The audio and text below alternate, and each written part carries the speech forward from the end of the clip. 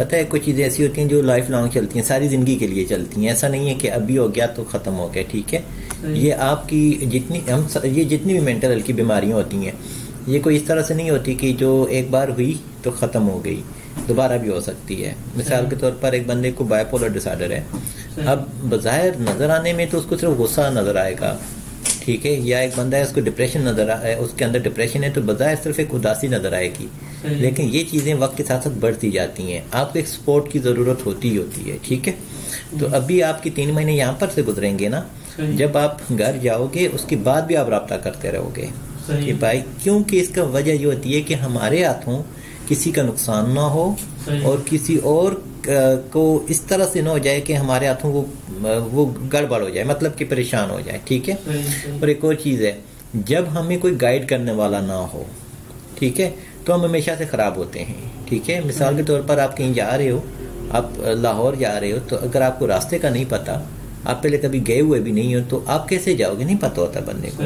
तो आपके पास इंटरनेट नहीं है या वो ज़माना नहीं है, तो फिर आपके लिए मुश्किल होगा। तो जब अगर कोई रहनुमा है, कोई गाइड है, तो वो आपको बेहतर तौर पर करेगा, तो आपको परेशानी नहीं होगी आपको लाहौर जाने की, बल्कि आपको बहुत सारे रास्ते नज़र आ जाएंगे कि आपने बाय रोड जाना है, GT रोड के थ्रू जाना है, रेल के थ्रू जाना है, मोटरवे के थ्रू जाना है, बाय एयर जाना है, पैदल जाना है, बहुत सारे ऑप्शन हैं। फिर रोड पे भी आपके पास बहुत सारे और ऑप्शन हैं, टैक्सी है, गाड़ी है, वो है, ये चीज है। हाँ, मैं आपके लिए सरोदर खान के प्रिंस सलवा है, वो नहीं आपके लिए अभी नहीं, अच्छा चलो सही है 3 महीने में तो छोड़ देंगे। हाँ 3 महीने में छोड़ देंगे। अब आगे बात सुनो, ये जब सबको लगता है ना कि ये हम वो कर रहे हैं, कैद कर रहे हैं, ये कैद काटना नहीं है, ये रोजाना की बुनियादों पर। देखो आपका पहले ग्रुप सेशन हुआ ना आज, इनका हुआ है कि नहीं हुआ? वो फातिमा का मैसेज आया था कि ग्रुप सेशन, अच्छा ठीक है। तो ऐसा है कि यहाँ पर ग्रुप सेशंस होते हैं, अकेले सेशंस होते हैं, और ये जो चीज़ें मैं सिखा रहा हूँ ये भी तो उसी का ही हिस्सा है, आपके इलाज का हिस्सा है। ये इलाज ऐसा नहीं है कि बंदे को आया, 3 महीने रखा और निकाल दिया और वापस जाके नशे पे लग गया। सिर्फ नशे को ही लगने से, मना करने से ही वो चीज़ नहीं है, बाकी भी ज़िंदगी की जो चीज़ें हैं वो भी करनी है, ठीक है। और एक और चीज़ मैं आप सबको बता दूं, थोड़ा सा कंप्रोमाइज़ करना सीखो हर चीज़ के बारे में, ठीक है। वो हर चीज़ को, ठीक है, कपड़े ख़राब होते हैं कोई बात नहीं, कहीं पे गिर गए हो, कहीं पे डस्ट आ गई है, कोई कप गिर गया है, टूट गया है, हर चीज़ में एक्सेप्ट करना सीखो, तो वो चीज़ें जो है बेहतर होती जाएंगी, ठीक है। हम पढ़ रहे थे कि CBT को इसके लिए, अपने डिप्रेशन के लिए, ठीक है, इसके अंदर जो है ना हमारे पास एक और डिस्टॉर्शन है, जंपिंग टू कंक्लूजन। ये ट्रैट होता है हम सभी के अंदर। आप इसको देखोगे तो आपको एक लाइफस्टाइल अपना समझने को मौका मिलेगा कि हम एकदम से चीज़ का मतलब कि इन तक जाने की कोशिश करते हैं। ये बिल्कुल ओवर जनरलाइजेशन की तरह है। अब ये आपको ये देखना होगा कि पेशेंट की चीज़ क्या नीड है, यहाँ पर वो किस चीज़ को लेके चल रहा है, ठीक है। This distortion involves faulty reasoning in how we make conclusions instead of overgeneralizing. One incident, however, jumping to conclusions refer to the tendency to be sure of the something without any evidence at all. कि आप एकदम से evidence को वो चले जाते हो, evidence को लिए बिना जंप करते हो कंक्लूजन की तरफ, तो आपके अंदर ये एक टेंडेंसी बन जाती है विदाउट किसी एविडेंस के। मिसाल के तौर पर आप कहते हो फलां यूनिवर्सिटी में दाखिला लेना, वहाँ पर तो बड़े नाइल टीचर्स हैं, बड़े नाइल स्टूडेंट्स हैं, तो यानी कि आप उसको ओवर जनरलाइज कर रहे हो, ये काम मैं नहीं कर सकूंगा, वो ओवर जनरलाइजेशन की तरह। क्यों? क्योंकि मेरे अंदर वो टेंडेंसी ही नहीं है, मैं क्यों अप्लाई करूं, क्यों? एक ही सीट है तो उसमें मेरी चांसेस ही कम है। भाई हमारे मतलब कि चांसेस की बात इस तरह से नहीं होती है, किस्मत की बात भी होती है, प्रोबेबिलिटी की भी बात होती है, और उन लाखों हजारों में से कोई एक आध बंदा चुना जाता है, तो हो सकता है आप अकेले ही हो। इसमें कोई ऐसी बात नहीं है कि आप अपने आप को फ्रस्ट्रेशन की तरफ लेकर जाओ। We may be convinced that someone dislike us without only the filmiest of proof, or we may be convinced that our fears will come true before we have the chance to find out. हमारे fears जारी बात है, वो चल हमें convince कर रहे होते हैं कि भाई ये काम नहीं करना, फलां जॉब के लिए नहीं जाना, फलां काम नहीं करना, क्यों, उसका ये रिजल्ट होगा। हम किसी दोस्त से बात करते हैं तो वो हमारी इस जंपिंग टू कंक्लूजन वाली चीज़ को मजीद स्ट्रेंथन कर देता है, नहीं मेरा तजर्बा ऐसा है। तो ऐसे में ये होता है कि हमारा उस एक ख़ास स्पेसिफिक यूनिवर्सिटी या स्पेसिफिक फिनोमेना के बारे में हमारे जो आइडियाज़ होते हैं वो ख़राब हो जाते हैं, डिफरेंट हो जाते हैं। इसी की बेस पे स्टीरियोटाइप बन जाता है। इसी की बेस पे बन जाता है, स्टीरियोटाइप भी बनता है। और वैसे अगर आप पर्सनली इसको देखो ना तो हाँ वो भी है बिल्कुल। और इसमें आप पर्सनली ये देखो कि आप में से रिसर्च पेपर किस किसने लिखे हैं? थीसिस हो गए, पब्लिश हो गया आपका? पब्लिश नहीं हुआ। अब हमारे पब्लिश क्यों नहीं होते? मुश्किल होता है। ये जंपिंग टू कंक्लूजन वाली बात है। हालांकि ऐसा कुछ भी नहीं है, ये एक स्किल है, ये हो जाता है। ठीक है, आपने अगर थीसिस बना दी तो पब्लिकेशन कोई इतनी मुश्किल बात नहीं होती, ये बहुत आसानी से हो जाता है। ठीक है, और आप उसको बस सिर्फ ये कि आप ट्राई करते रहो अगेन अगेन। ठीक है, तो अल्लाह पाक करता है कि एकदम से आपको हो जाता है। और एक और चीज़ मैं आपको ये बताऊं कि रिसर्च में जाना बहुत ज़रूरी होता है, क्योंकि ये आपकी जॉब की समझ लें कि उस जॉब को कंफर्म करने में बहुत अहम किरदार अदा करता है। इंटरव्यू लेने वाले को पता होता है कि अच्छा ये बंदा जो है इन चीज़ों के ऊपर इसकी ग्रिप है। ठीक है, समझ आ गई यहाँ तक? आगे हम चलते हैं। अच्छा, आपको पता है सबसे ज़्यादा मुश्किल काम जॉब का इंटरव्यू लेना है। ख़ासकर उन लोगों का जिनको आप जानते हो। पहले मैं बहुत सारी जगहों पे जाता था जॉब के इंटरव्यूज़ वगैरह लेने के लिए। तो अमूमन जब इंटरव्यू के लिए कोई लड़का या लड़की आए तो वो मुझे जानते हो ना, तो जब वो अगर सिलेक्ट ना हो तो वो बड़े परेशान होते थे। और इसमें सबसे बड़ी मुश्किलात मुझे आई अपनी इस क्लिनिक की रिक्रूटमेंट करने के लिए कि हम किसको रखें और किसको ना रखें। आपके लिए हर बंदे का दिल करता है कि मैं यहाँ पर जॉब करूँ, मैं काम करूँ, भले सैलरी बिल्कुल थोड़ी है, नथिंग है, लेकिन फिर भी बंदे का काम करने को दिल करता है। तो अब प्रॉब्लम ये हो जाती है कि आप किस किस को इनकार करोगे, यही है, आप शॉर्टलिस्ट किस किस को करोगे, ये सारी चीज़ें। तो ये भी एक बड़ा मुश्किल अमल होता है जो वहाँ पर रिक्रूटमेंट कर रहे होते हैं। अच्छा, कैटास्ट्रोफाइजिंग, इसमें कहते हैं मिनिमाइज या मैक्सिमाइज करना, मैग्नीफाई करना, किसी प्रॉब्लम को बिल्कुल प्रॉब्लम ना समझना। अब आप ये देखो कि हमारा कौन सा क्लाइंट मैग्नीफाइंग या मिनिमाइजिंग कर रहा है। आतिफ ये मिनिमाइज करता है, कैटास्ट्रोफाइजिंग कर रहा है हर चीज़ को। ये इन चीज़ों को देखें, the distraction involves the expectations that what will be happen or happen based on the slight incident that is the now here near the tragedy that it is the made out to be. For example, you may be make a small mistake at work and convinced to be ruin the project you are working on. Your boss will be furious and you will be lost. Alternatively, we may minimize the importance of the positive things such as an accomplishment at work और desirable personal characteristics. उसमें यह है कि बाज़ औक़ात ऐसे होता है कि आप जो भी काम कर रहे हो उसके लिए वही बात है कि सेल्फ ब्लेम टाइप एक चीज़ कर रहे होते हो कि भाई ये जो मिस्टेक हुई है ना, इसकी वजह से ये सारा कुछ हो गया, तो वो मेरे हाथों हुई थी। तो अपने आप को आप ब्लेम कर रहे होते हो। तो हालांकि कुछ चीज़ें होनी होती हैं, ऐसा नहीं होता कि वो आपके हाथों हुई हैं। मिसाल के तौर पर हम जा रहे हैं, गाड़ी का टायर ख़राब हो गया, पंक्चर हो गया, तो इसमें एक बंदा बोले, ड्राइवर बोले कि शायद ये मेरी गलती है, क्यों मैंने चेक क्यों नहीं किया था। समटाइम नहीं पता होता, समटाइम पंक्चर हो जाते हैं, नहीं पता होता, समटाइम एक्सीडेंट हो जाते हैं। ठीक है, कितने हादसा होते हैं रोज़ाना की बुनियादों पर। तो अगर हम सेल्फ ब्लेम करेंगे तो हमारी लाइफ आगे नहीं चल पाती।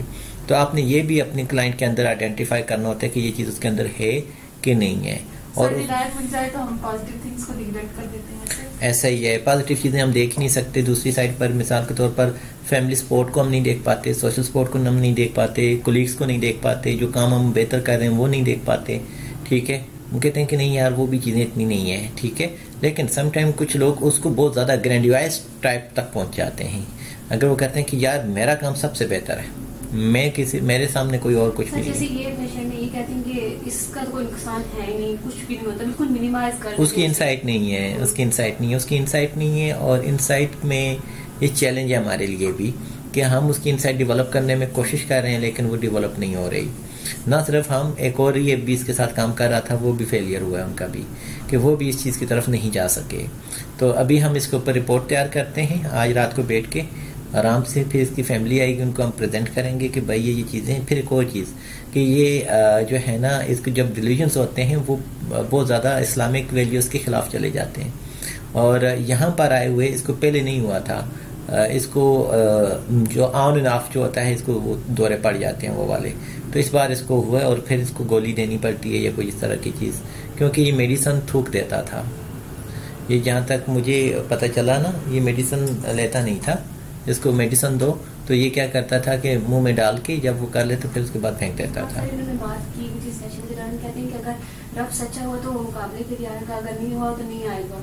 ये चीज़ है।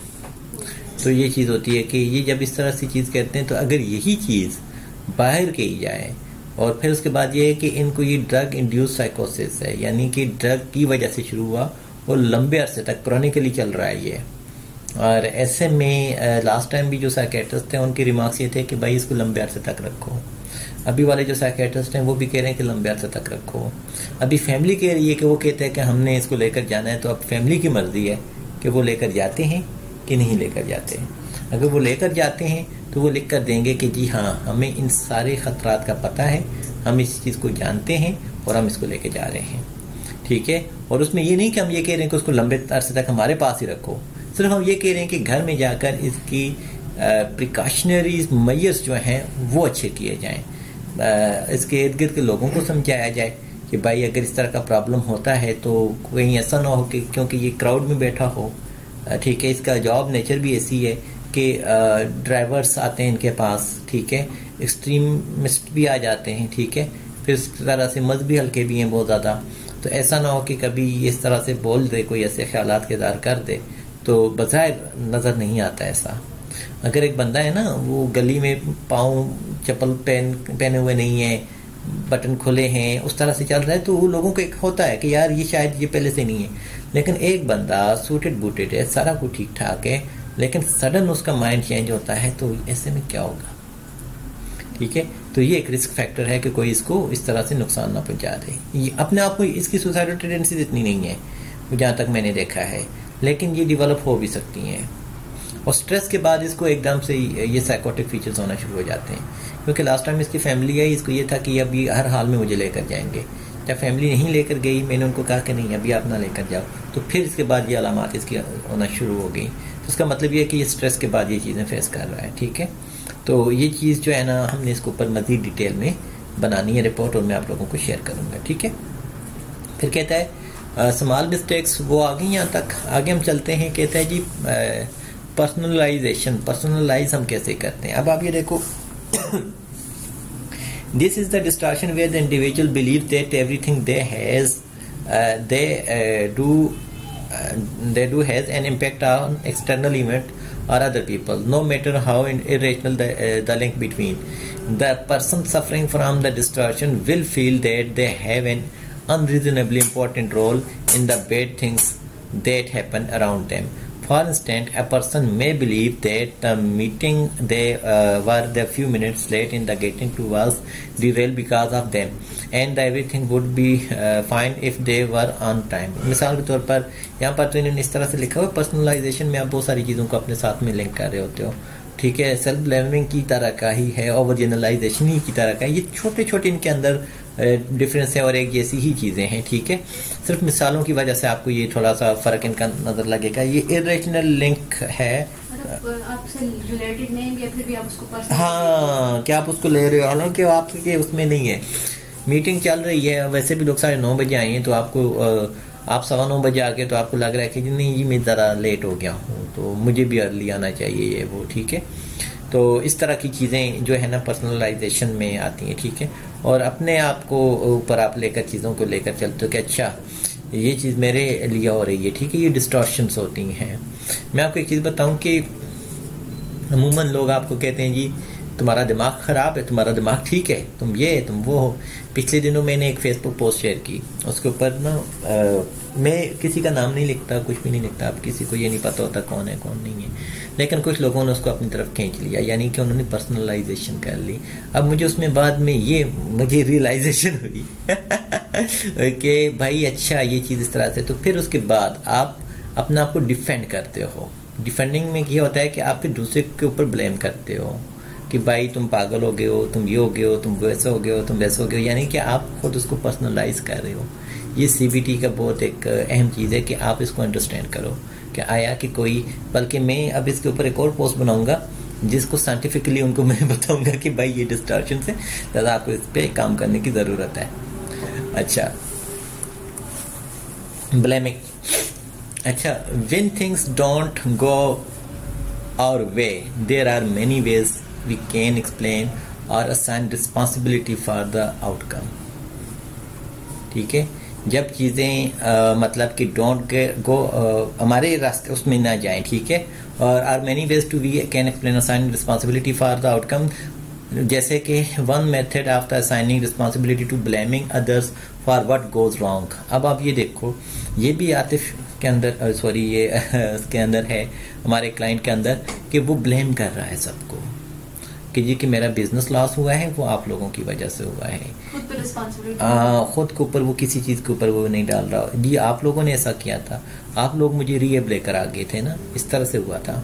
हालांकि ज़िंदगी के इन 3 माह के बाद भी तो ज़िंदगी उसने गुजारी हुई होती है, तो वो कहाँ पर गई। उसके बाद कहते हैं जी one method of the assigning responsibility is blaming others for goes wrong. Sometimes we may blame others for making us feel और act certain way, but this is a cognitive distortion because we are the only ones responsible for the way we feel or act। कहते हैं ये responsible हम खुद हैं कि जो चीज़ मैं महसूस कर रहा हूँ, मैं गलत महसूस कर रहा हूँ, मैं बुरा महसूस कर रहा हूँ, तो इसमें किसी और का क्या है। जो कि मैंने आपको पहले भी एक एग्जांपल दी थी कि अगर एक पानी गर्म गिलास का है, आप घर में जाते हो तो वो आपको पिलाया जाता है, ठीक है, तो बाहर अब घर वालों को तो यही है कि पानी बिजली नहीं थी, ये नहीं था, तो आप उसमें उनका तो कोई कसूर नहीं है, ठीक है, लेकिन आपका ये है कि आप बाहर माहौल आपने बुरा गुजारा है, ठीक है। तो ये सारी चीज़ें होती हैं कि आपने किस तरह से अपने आप को मैनेज करना है, ठीक है। अच्छा, अब आप आगे हम चलते हैं। शुड्स क्या होता है? शुड का ये होता है कि चाहिए, फलां को ये चाहिए कि ऐसे करें। अब आप रोड से जा रहे हो और आगे से एकदम से रिक्शे वाला क्रॉस करके यूं चला जाता है, लोग गाली देते हैं, ऐसा ही है।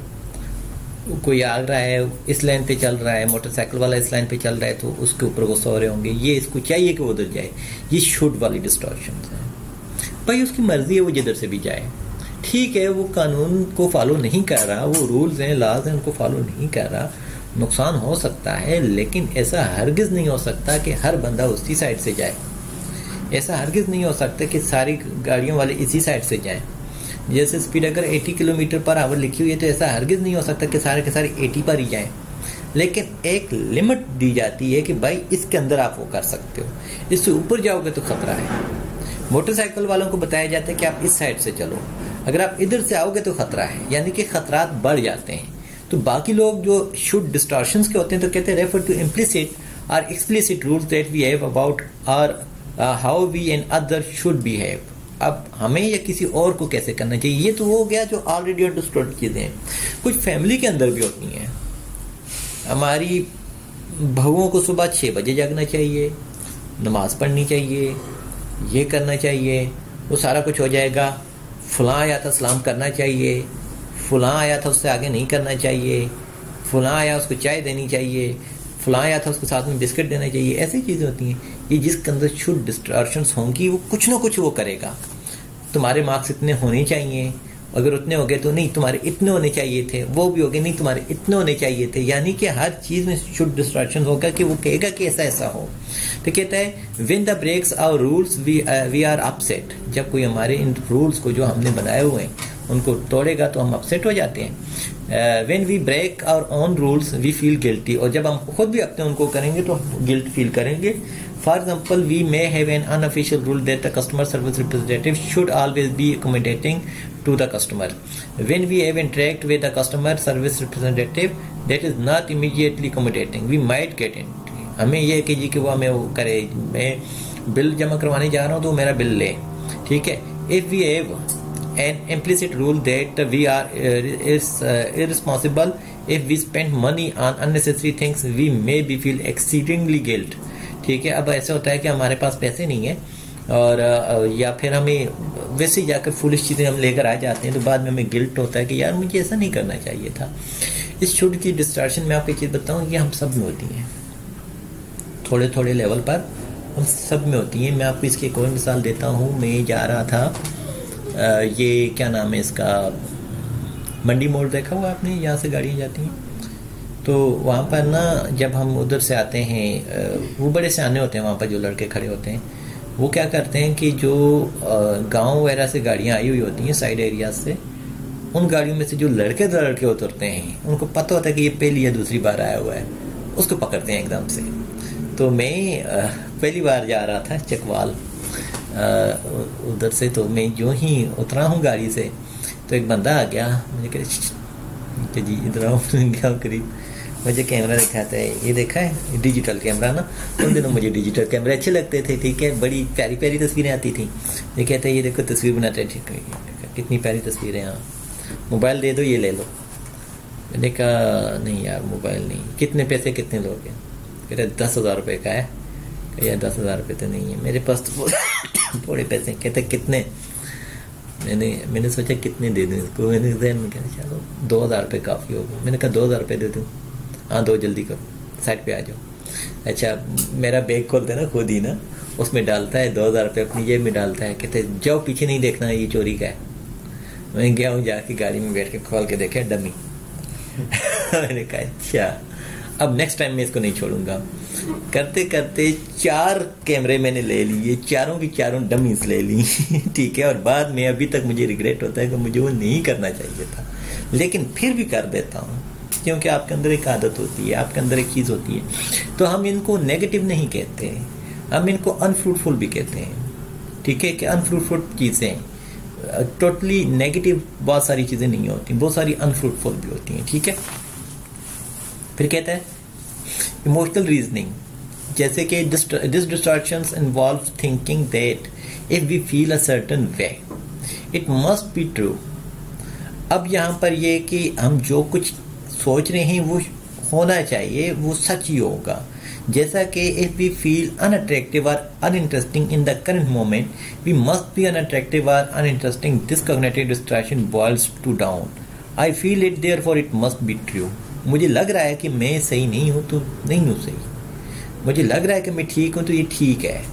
ठीक है, clearly our emotions are not always indicated of the objective truth but it can be difficult to look past how we feel। तो बाद में आपको ये चीज़ नहीं होती, आप अपने आप को इमोशंस को आप अच्छी तरीके से नहीं बता पाते।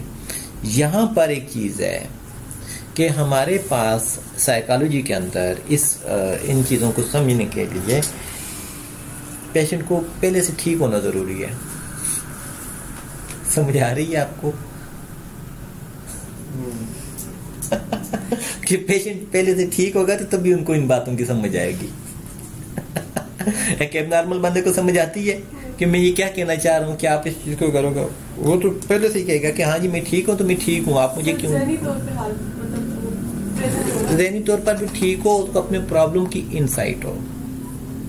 इंसाइट नहीं है तो उसकी इंसाइट डेवलप करना एक मुश्किल अमल होता है, वो बहुत मुश्किल होता है कि अपने उसको बेहतर कर सके। ठीक है, तो इसलिए आप ये देखें, आई फील इट, मैंने इसको महसूस किया, therefore it must be true, कि ये ठीक होगा। मुझे लग रहा है कि ये चीज़ ऐसे, कि तुम कौन होते हो सहाने बनने वाले, इसको इमोशनल रीजनिंग कहते हैं। ठीक है, ऑलवेज बीइंग राइट, ये चीज़ भी देखो, सारी की सारी चीज़ें आपको ना ईगो सेंट्रिक लग रही होंगी इसमें।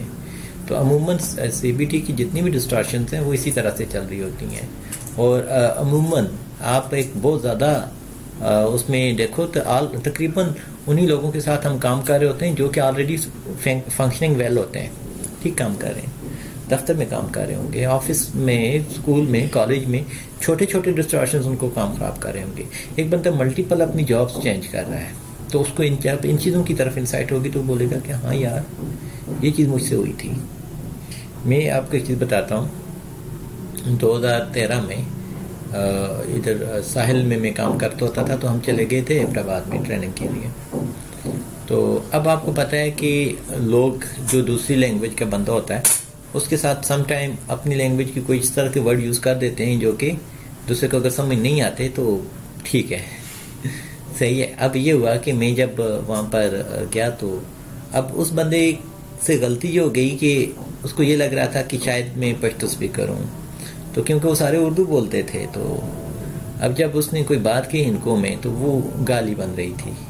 तो मैं वापस आया, मैंने कहा ये किसको दी है गाली? तो उसने कहा कि ये वो, तो वो फिर हमारी हाथापाई हो गई, अच्छी खासी हो गई। तो फिर उसके बाद जो है ना, उस टाइम तो खैर इतनी चीज़ नहीं थी, बंदा अपनी ईगो उसमें आया हुआ होता है, लेकिन बाद में अभी जाकर जब अपनी टीम में भी ये चीज़ें होती हैं तो मुझे ये चीज़ होती है कि नहीं, ये some time always being right वाला चीज़ हमें होती है कि यार मैं ठीक हूँ, फलाने को ऐसा नहीं करना चाहिए था, ठीक है। हालांकि आपने देखा होगा पिछले वीक में 2 तारीख को ऊपर ये जो इनकी लड़ाई हुई थी, तो उस पर सारे एक इशू बना रहे थे कि ऐसा हो गया, वैसा हो गया, ये हो गया, वो हो गया, लेकिन नहीं, वजह ये कि ये होता रहता है, छोटे मोटे मसाइल हर जगह पर होते हैं। इसका मतलब हरगिज़ ये नहीं होता कि बिल्कुल ही बंदा जॉब से फायर कर दिया जाए। कॉन्फ्लिक्ट रेजोल्यूशन इसी को कहते हैं।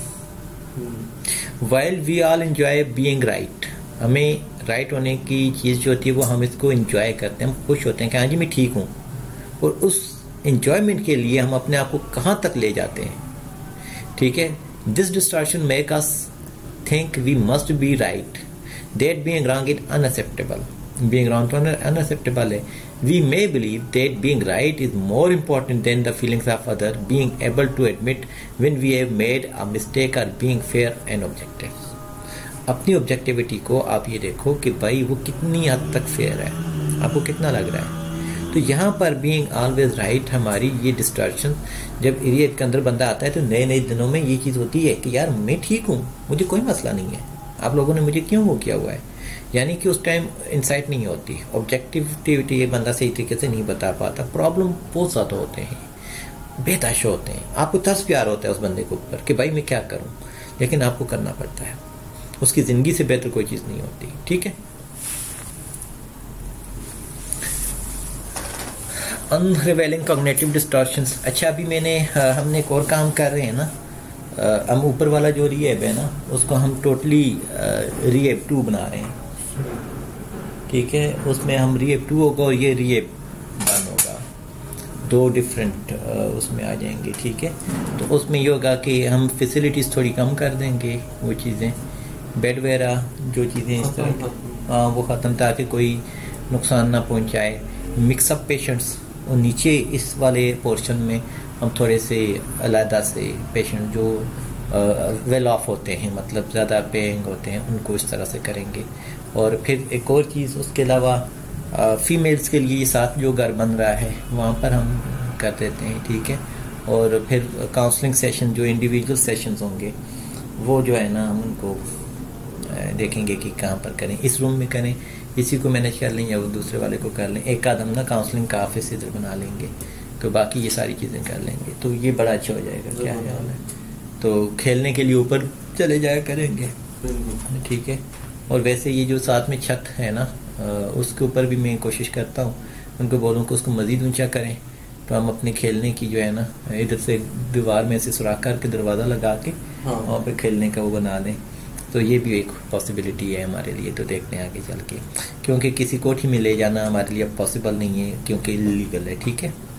अनरिवेलिंग cognitive distortions, this is main goal of CBT, can be practised, ठीक है, कि आप कॉग्निटिव डिस्टॉर्शन को आइडेंटिफाइड करो विद और without the help of a therapist. अपनी इन चीज़ों को आपको पता हो कि भाई मैं क्या कर रहा हूँ। जब आपको अपने कॉग्निटिव डिस्टॉर्शंस का पता चलता है, उनको आप ठीक करते हो, ठीक है, और बेहतर होते जाते हो, तो आप सेल्फ स्टीम की तरफ जाते जाते हो, सेल्फ अवेयरनेस की तरफ जाते जाते हो। सेल्फ अवेयरनेस का मतलब ये नहीं होता कि मेरे बाल कटे हुए हैं कि नहीं कटे हुए, मेरी इसका ऑप्शन ये ज़रूर है, एक पार्ट है, मेरे कपड़े साफ़ सुथरे हैं कि नहीं साफ़ सुथरे, लेकिन ये भी है कि मैं सोच क्या रहा हूँ, मैं एक्ट क्या कर रहा हूँ, इसका असर क्या हो रहा है, अगले के ऊपर कितना असर जा रहा है, ठीक है।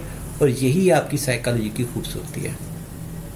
मैं जो चीज़ कह रहा हूँ उसका असर क्या होगा, जो मैं सोच रहा हूँ उसका असर मेरे ऊपर क्या होगा, मेरे एक्शन के ऊपर क्या होगा, और मेरे एक्शन का बाकी लोगों के ऊपर असर क्या होगा, उसका रिस्पांस क्या होगा, ये सारी की सारी चीज़ें आपको होती हैं।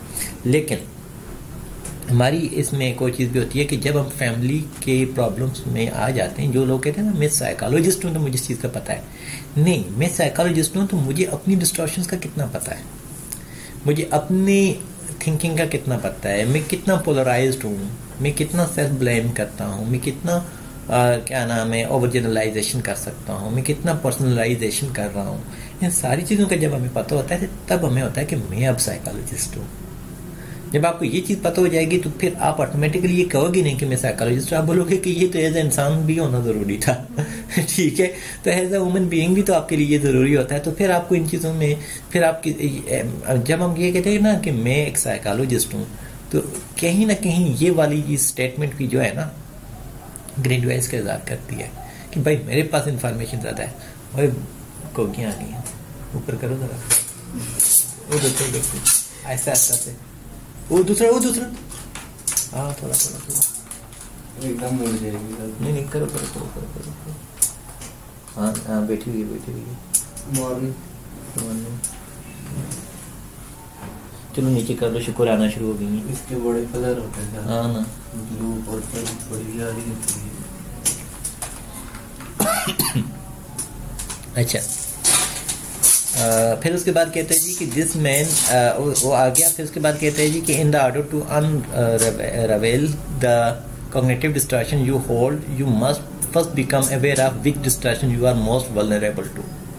कौन सी डिस्ट्रैक्शन का मैं ज़्यादा वल्नरेबल हूँ? हो सकता है हमें कोई बंदा ताना देता है तो हमारा अगर दिल जलता है तो वो भी एक डिस्टॉर्शन में आ सकता है कि भाई एक बंदे ने कहा है तो हमने उसको सेल्फ ब्लेमिंग की तरफ ले आए, हमने उसको ओवर जनरलाइज कर दिया, हमने उस बंदे के उस टाइम के इमोशन को अंडरस्टैंड नहीं किया। तो इसलिए इन चीज़ों को भी देख सकते हैं, क्योंकि ये बहुत मुश्किल होता है किसी भी इंसान के लिए, ये चीज़ को एक्सेप्ट करना बहुत मुश्किल होता है, हम सब के लिए बहुत मुश्किल होता है। ठीक है, तो कहते हैं कि part of this involves identifying and challenging are harmful automatic thoughts.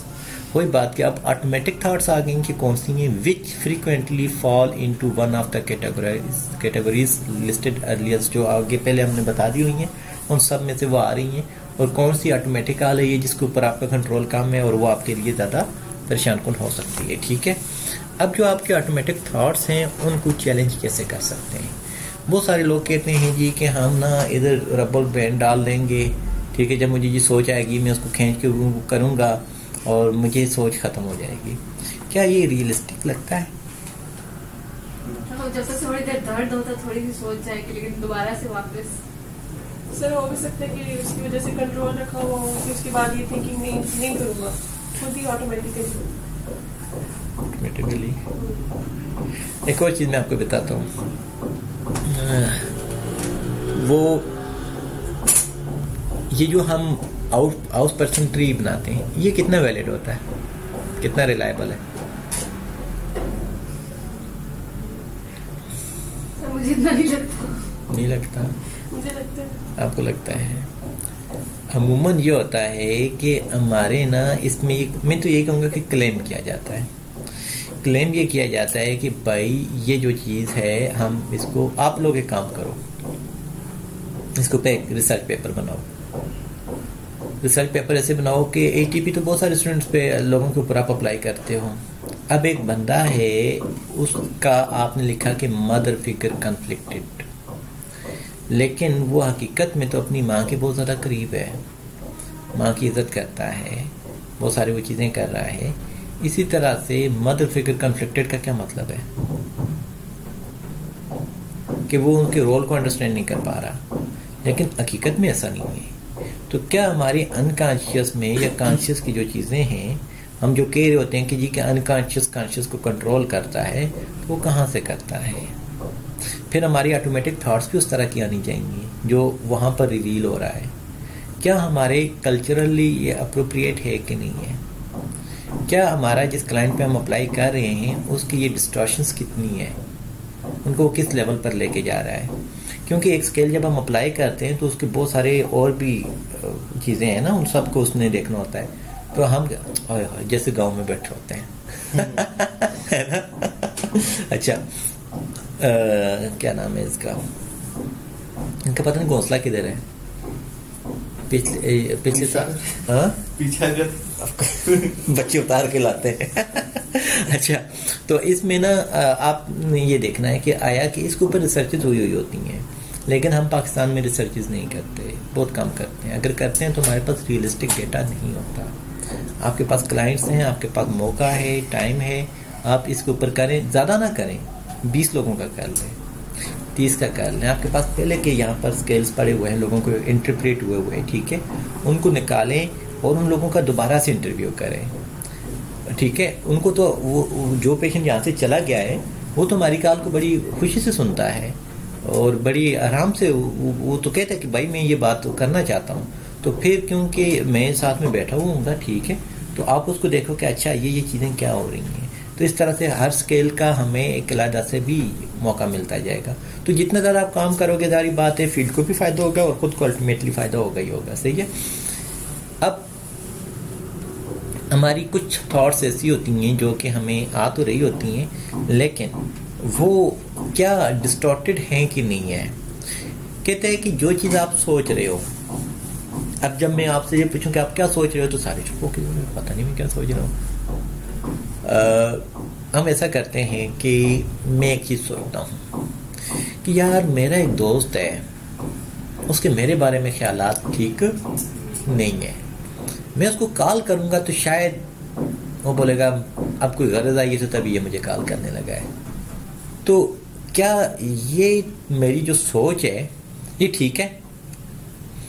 Distortion आ गया? नहीं, डिस्ट्रैक्शन नहीं। पहले ये देखते हैं कि व्हाट आई एम थिंकिंग, मैं सोच क्या रहा हूँ। मैं ये सोच रहा हूँ कि मैंने अपने कज़न के को अगर उनको फ़ोन करना है और उससे मैंने आज मैं थोड़ा सा डाउन फील कर रहा हूँ, तो बचपन में हमारे अच्छे ताल्लुकात थे, लेकिन अभी शायद वो बोले कि इसको कोई गरज आई है, ठीक है। तो अब आगे पहले सोच क्या रहा हूँ वो आइडेंटिफाई करो, फिर this is the cognitive error. Cognitive error है कि नहीं है? मैं कहता हूँ नहीं, ये कॉग्निटिव एरर नहीं है। फिर उसके बाद ये है कि अगर कॉग्निटिव एरर नहीं है तो is there an evidence for this? मैं कहूँगा हाँ, क्योंकि हमारी कुछ दिन पहले लड़ाई हुई थी। फिर मैं कहता हूँ कि नहीं, ये कॉग्निटिव एरर है, क्योंकि लड़ाई कोई भी नहीं हुई, विदाउट एनी एविडेंस मैं कह रहा हूँ। समझ आ रही है आपको? फिर उसके बाद कहते हैं what is the evidence against the thought. इसके अगेंस्ट का वो है, ठीक है, कि भाई इसके अगेंस्ट मतलब ये जो सोच मुझे आ रही है इसको नहीं आना चाहिए, या फिर इसको हम ठहरो what should another person say about this thought, ठीक है। अब ये कि इसके अगेंस्ट पे क्या होना चाहिए, मतलब कि इसको मैं अब उससे रब्ता करना चाहता हूँ, मतलब दूसरा जिस पर्सन के साथ में कांटेक्ट हाँ, वो उसके बारे में उसका क्या ख्याल होगा। और मैं ही अगर वो कर रहा हूँ तो इसका पहले खुद से आइडेंटिफाई करने के हमारे पास ना, देखो कितना मुश्किल होता है आपको सोचते हुए भी कि मेरे लिए इसको एविडेंस क्या होगा। क्योंकि कि यार देखो मेरा है तो कज़न है, मेरी बहुत सारी बातें जानता है, तो इसका मतलब ये कि वो मेरी बात को सुन लेगा। फिर इसके अगेंस्ट ये है कि नहीं, कभी उसने इससे पहले कभी बात सुनी नहीं है, ठीक है, मुझे लग रहा है कि वो सुन लेगा, तो वो एक पॉजिटिव मैनर में भी नेगेटिव आ गया, आपको लग रहा होता है, सही है। तो जब हम ये कहते हैं कि मुझे लग रहा है या मेरा ख्याल है, तो वो इधर पॉजिटिव भी हो सकता है और नेगेटिव भी हो सकता है, ठीक है। तो फिर इसी तरह से what would another person say about this. तो मैं अब किसी और से पूछूं यार मेरा वो फलां कज़न है, मैं किसी और को अभी पूछूं नहीं, वैसे मैं अपने ख्याल से बात कर रहा हूँ कि मैं अगर किसी और बंदे की जगह पर हूँ तो वो ऐसा क्या करेगा। तो मैं कहूँगा कि यार नहीं, बंदा तो वो भी पढ़ा लिखा है, बंदा तो वो भी ठीक है, तो चलो बात करके देख लेते हैं।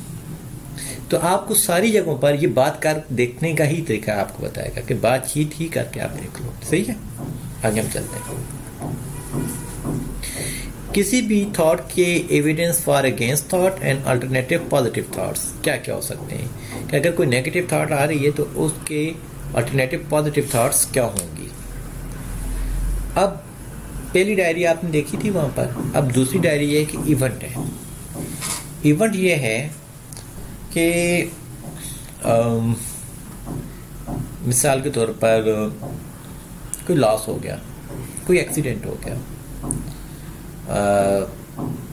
किसी कज़न का जो है ना एक्सीडेंट हो गया और वो हॉस्पिटल में है, तो इवेंट है ये। थॉट ये आई कि भाई यार उस बेचारे का एक्सीडेंट हो गया है, तो हमें जाना चाहिए उसके पास। इमोशंस क्या है? थोड़ा सा उदास हुआ, परेशान हुआ। फिजिकल सिम्टम्स क्या है कि थोड़ा सा हो सकता है कि चेहरा बदला हो या कुछ इस तरह की चीज़ें। बिहेवियर ये कि जल्दी से मैं हॉस्पिटल पहुंचा। एविडेंस मेरे उसके थॉट के लिए कि यार मेरा कज़न है, एक्सीडेंट हुआ है तो वहाँ पर वो चला गया है। इसके अगेंस्ट क्या होंगे अगर नेगेटिव वे में देखें कि भाई वो भी तो कभी नहीं आया, मुझे क्या ज़रूरत है उधर जाने की, मैं नहीं जाता। समझ आ रही है आपको? तो इस तरह से किसी भी चीज़ की थॉट डायरी आप इस तरह से लिखते हो। अब इसमें आप कुछ और एग्जांपल ऐड कर सकते हो। कोई एग्जांपल आपके ज़हन में आ रही है तो मुझे बताएं, मैं उसको देख लेता हूँ आगे। इम्तिहान देख लेते हैं। इम्तिहान है, एक इवेंट है। थॉट क्या है कि यार शायद मैं पास नहीं कर पाऊंगा। इमोशंस क्या हैं? मिक्स्ड इमोशंस हैं, कोई उसके साथ अच्छे वो नहीं है। एग्जाम एक फियर का नाम है। फिजिकल सिम्टम्स क्या हैं? हो सकता है मुझे नींद ना है, एंजाइटी बढ़ जाए। बिहेवियर क्या है कि मैंने उसको ज़्यादा पढ़ना शुरू कर दिया कि मुश्किल चीज़ है, थोड़ा सा मुझे पढ़ने का उसमें आ गया। एविडेंस फॉर इसका क्या है कि जब मैं ज़्यादा पढ़ता हूँ तो मेरे मार्क्स अच्छे आते हैं और एग्ज़ाम मेरा अच्छे से निकल जाता है। अगेंस्ट क्या है कि जब मैं इसको अच्छे से नहीं पढ़ूंगा तो फेल हो जाऊंगा। ठीक है, अब ये सारी की सारी चीज़ें। अब इसी तरह से आपको बहुत सारी चीज़ें रिलैक्स रखने में भी और एक छोटी मोटी एंजाइटी देने के लिए भी ज़रूरी होती हैं। अगर आपको एंजाइटी ना हो तो आप अपना काम सही तरीके से नहीं कर पाते। अगर थोड़ी छोटी मोटी एंजाइटी होगी, आप वक्त पर जाओगे, वक्त पे काम करोगे, वक्त पे सारी चीज़ें करोगे, अदरवाइज आपसे नहीं हो पाएंगी। ठीक है, तो ये थॉट डायरी आ गई। अब आगे हम देखते हैं। ये मैंने ग्रुप में शेयर कर दी होगी, वैसे मैं और भी करता रहता हूँ लेक्चर के बाद।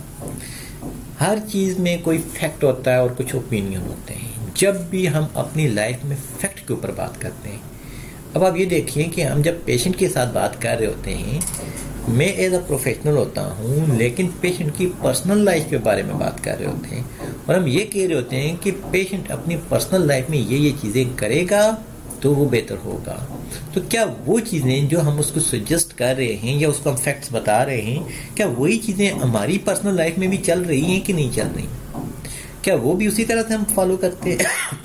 तो जब हम खुद भी फॉलो करेंगे तो ऑटोमेटिकली हमारी फैक्ट एंड ओपिनियन शीट के मुताबिक हमारी लाइफ में कुछ ना कुछ चीज़ें पॉजिटिविटी की तरफ जाएंगी। इन चीज़ों का ताल्लुक रिलीजन के साथ नहीं है, इन चीज़ों का ताल्लुक कल्चर के साथ नहीं है, इन चीज़ों का ताल्लुक आपकी सोचों के साथ है, आपकी एक्शंस के साथ है और आपकी इमोशंस के साथ है।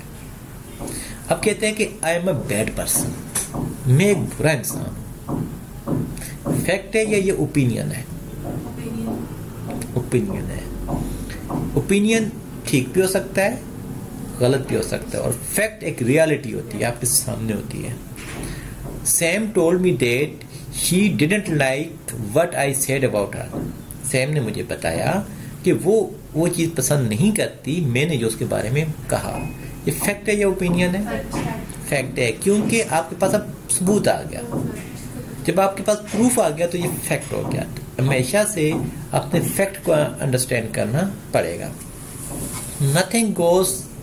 Nothing ever goes right. कभी भी कुछ ठीक हुआ नहीं है तो इसको हम क्या कहेंगे? ओपिनियन है, क्योंकि आपको लग रहा होगा लेकिन ऐसी बात नहीं है। There will be a disaster. Fact है या ओपिनियन है? ओपिनियन है, क्यों हो सकता है कि कोई डिजास्टर हो। अच्छा, एक और चीज, जब भी हम ये काम कर रहे होंगे तो ये फैक्ट एंड ओपिनियन शीट तो आपको एक मिसाल के तौर पर दी जा रही है। अब हमने पेशेंट की अलामात को देखकर वो करनी है तो वो किस रिलेशनशिप के ऊपर वो कर रहा है। तो यहाँ पर मैं आपको एक चीज़ बताऊं कि ड्यूरिंग ट्रेनिंग जो चीज़ आप सीखते हो उसका एक अलग क्या कहते हैं मज़ा है या वो चीज़ें हैं, क्योंकि उसमें जी आ जाए वो लेकर आ जाए, क्योंकि उसमें ये होता है कि आपको ट्रेनिंग के दौरान आपको ये नहीं होता कि इस पेशेंट से मुझे पैसे मिलने वाले हैं कि नहीं मिलने वाले। इस पेशेंट को भी ये नहीं होता कि भाई मेरी जेब से जितना ज़्यादा ये बैठा रहेगा तो मेरे पैसे लगते जाएंगे। अमूमन ये होता है कि ड्यूरिंग ट्रेनिंग आपकी क्वालिटी सर्विसेज बहुत अच्छी होती हैं। मैं इसीलिए इस ट्रेनिंग को ख़त्म नहीं कर रहा, छोड़ नहीं रहा। वजह ये होती है कि आप अपनी उस ट्रेनिंग के अंदर रहकर अपनी उन पेशेंट्स के ऊपर ज़्यादा बेहतर काम करते हो। मैं अगर चाह कर भी काम करूं तो मैं अपने पेशेंट की फैक्ट एंड ओपिनियन शीट के ऊपर काम करना शुरू करूं तो पॉसिबल नहीं है, क्योंकि बहुत लंबा अरसा हो गया ना काम करते हुए। तो मैं इस चीज़ को देखूंगा कि जहां पर एक पेशेंट के साथ मैं 1 घंटा लगाकर सिर्फ 3,000 रुपये कमाऊंगा, तो वहां पर मैं 10 बच्चों को पढ़ाकर 1 घंटा लगाकर 30,000 रुपये क्यों ना कमाऊं? ऐसा ही है। यानी कि आपकी वो जो चीज़ है वो डिफरेंट हो जाती है, तो अब मेरे लिए लर्निंग मुश्किल हो जाएगी। इसलिए मैं ये कहता होता हूँ कि जब भी हम किसी बंदे को कोई रेफर कर रहे होते हैं ना, बहुत फ्रेश ग्रेजुएट को भी हम रेफर नहीं करते और बहुत पुराने को भी नहीं करते। पुराना काम नहीं कर पाता और नए बेचारे को अभी लर्निंग की ज़रूरत होती है। मिड लेवल जो होती है उसकी प्रोडक्शन जो होती है वो बहुत अच्छी होती है। ठीक है, तो सेम यहाँ पर ये चीज़ें आपको नजर आ रही होंगी कि अभी आपको जब आप ये चीज़ें देख रहे हो तो आपको ये दिल कर होगा, अच्छा ये शीट मैंने अपने पास रखनी है क्योंकि ये मैंने अपने पेशेंट के ऊपर अप्लाई करनी है। ऐसा ही है, जब आप करोगे 10-15 बार आप करोगे, फिर उसके बाद आपका और मजीद दिल करता जाएगा। लेकिन सम टाइम आपके पेशेंट की प्रोग्रेस आपको इतनी शो नहीं होती, तो वो फ्रस्ट्रेशन लेवल भी बढ़ता शुरू हो जाता है। लेकिन उस फ्रस्ट्रेशन को कम करने के लिए आप क्या कर सकते हो?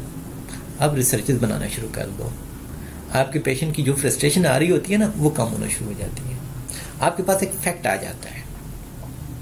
मुझे ये चीज़ आती रहती है कि भाई ये पेशेंट जो है ना वो रिलैप्स हो गया, ये पेशेंट रिलैप्स हो गया, फलां पेशेंट बात नहीं सुन रहा, फलां जल्दी चला गया। लेकिन अब ये मेरे लिए फ्रस्ट्रेशन बढ़ रही थी, लेकिन अब जब हमने उसको एक्सेप्ट किया और उसको एज अ रियलिटी लेकर एज अ फैक्ट लिया और उसको अपने डेटा का हिस्सा बनाते गए, तो अब हमारे लिए एक चीज़ होगी कि अच्छा ये तो हकीकत है, ये तो होती है, ये तो लोग आते हैं जाते हैं आते हैं जाते हैं। ज़्यादा हमारा शुड डिस्टॉर्शन जो है वो काम जो कर रहा था उसको हमने कम करने की कोशिश की कि हर पेशेंट को 3 महीने रहना चाहिए, हर पेशेंट को ऐसे होना चाहिए, हर पेशेंट ये करेगा। लेकिन हम अपनी 100% कोशिश कर सकते हैं, आगे फिर भी किस्मत की बात होती है। ठीक है, आगे कहते हैं जी कि I am not as attractive as they are. मैं दूसरों की तरह इतना अट्रैक्टिव नहीं हूँ। फैक्ट होगा या ओपिनियन होगा? ओपिनियन है, क्योंकि हो सकता है कि बंदा खुद ज्यादा अट्रैक्टिव हो। ठीक है, अच्छा फिर उसके बाद I am overweight. Fact opinion है?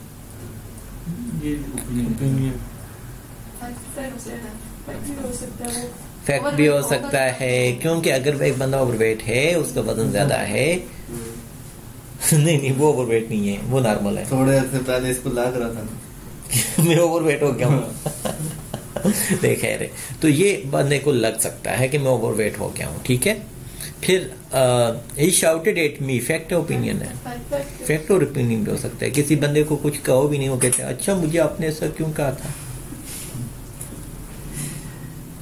ठीक है, और जी मुझे रोना आ रहा है, अच्छा रो, ऐसे ही है मैं आपको ये बताऊं कि ये जब काउंसलिंग में कर रहा होता हूँ, ये रिलेशनशिप वाली काउंसलिंग जी, वो कह रही थी मुझे रोना आता है। तो मैंने कहा फिर आपने क्या कहा? मैंने कहा रोना नहीं। मैंने कहा माँ को भी कहा रोना नहीं ठीक है तो बोलो रो ले थोड़ा सा।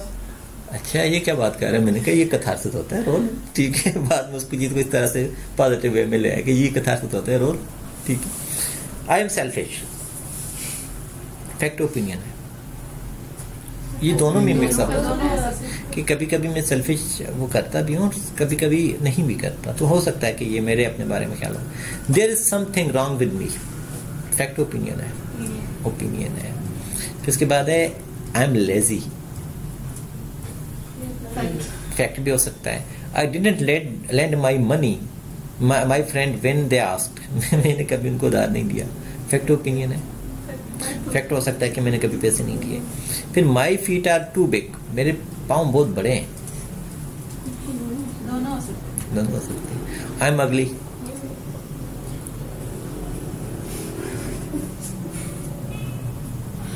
फैक्ट ओपिनियन है?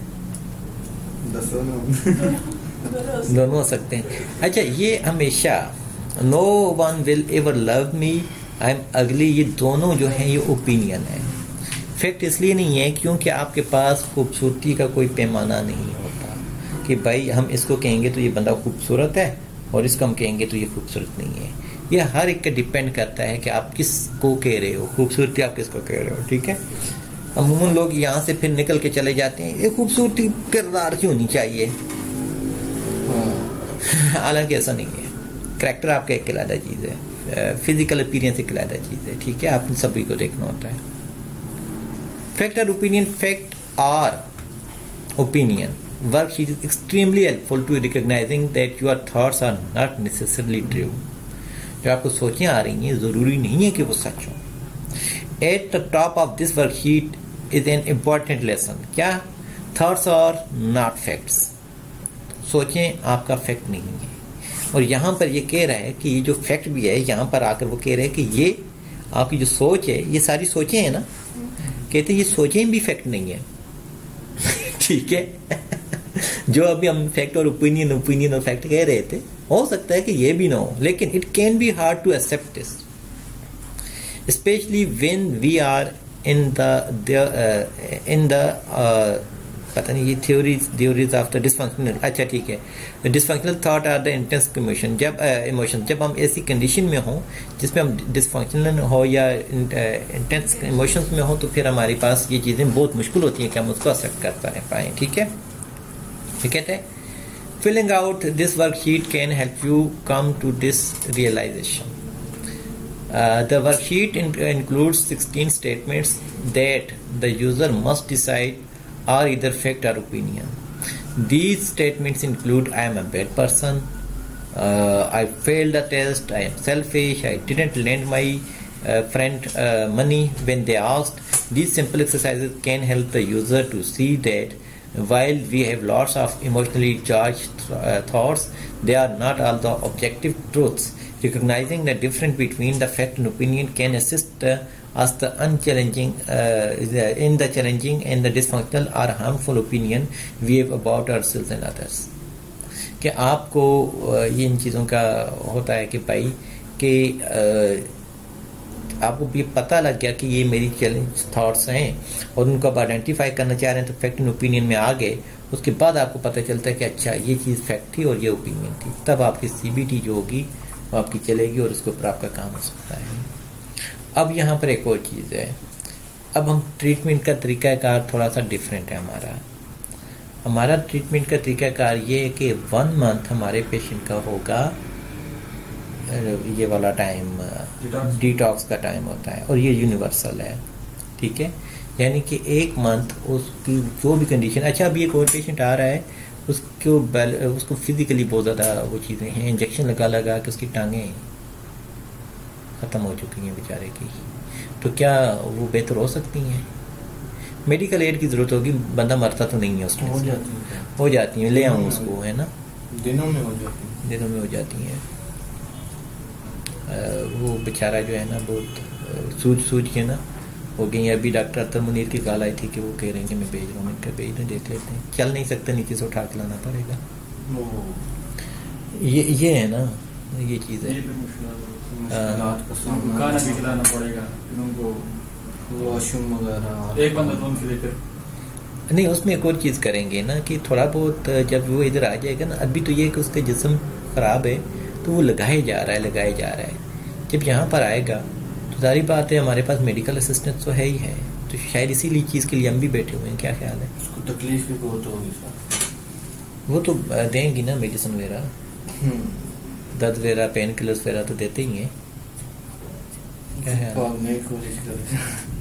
तो टांगे ही सही नहीं है तो पुलिस मुकाबले ठीक है, तो वो फिर भाग जाए अगर वो उनसे भाग सकता है तो।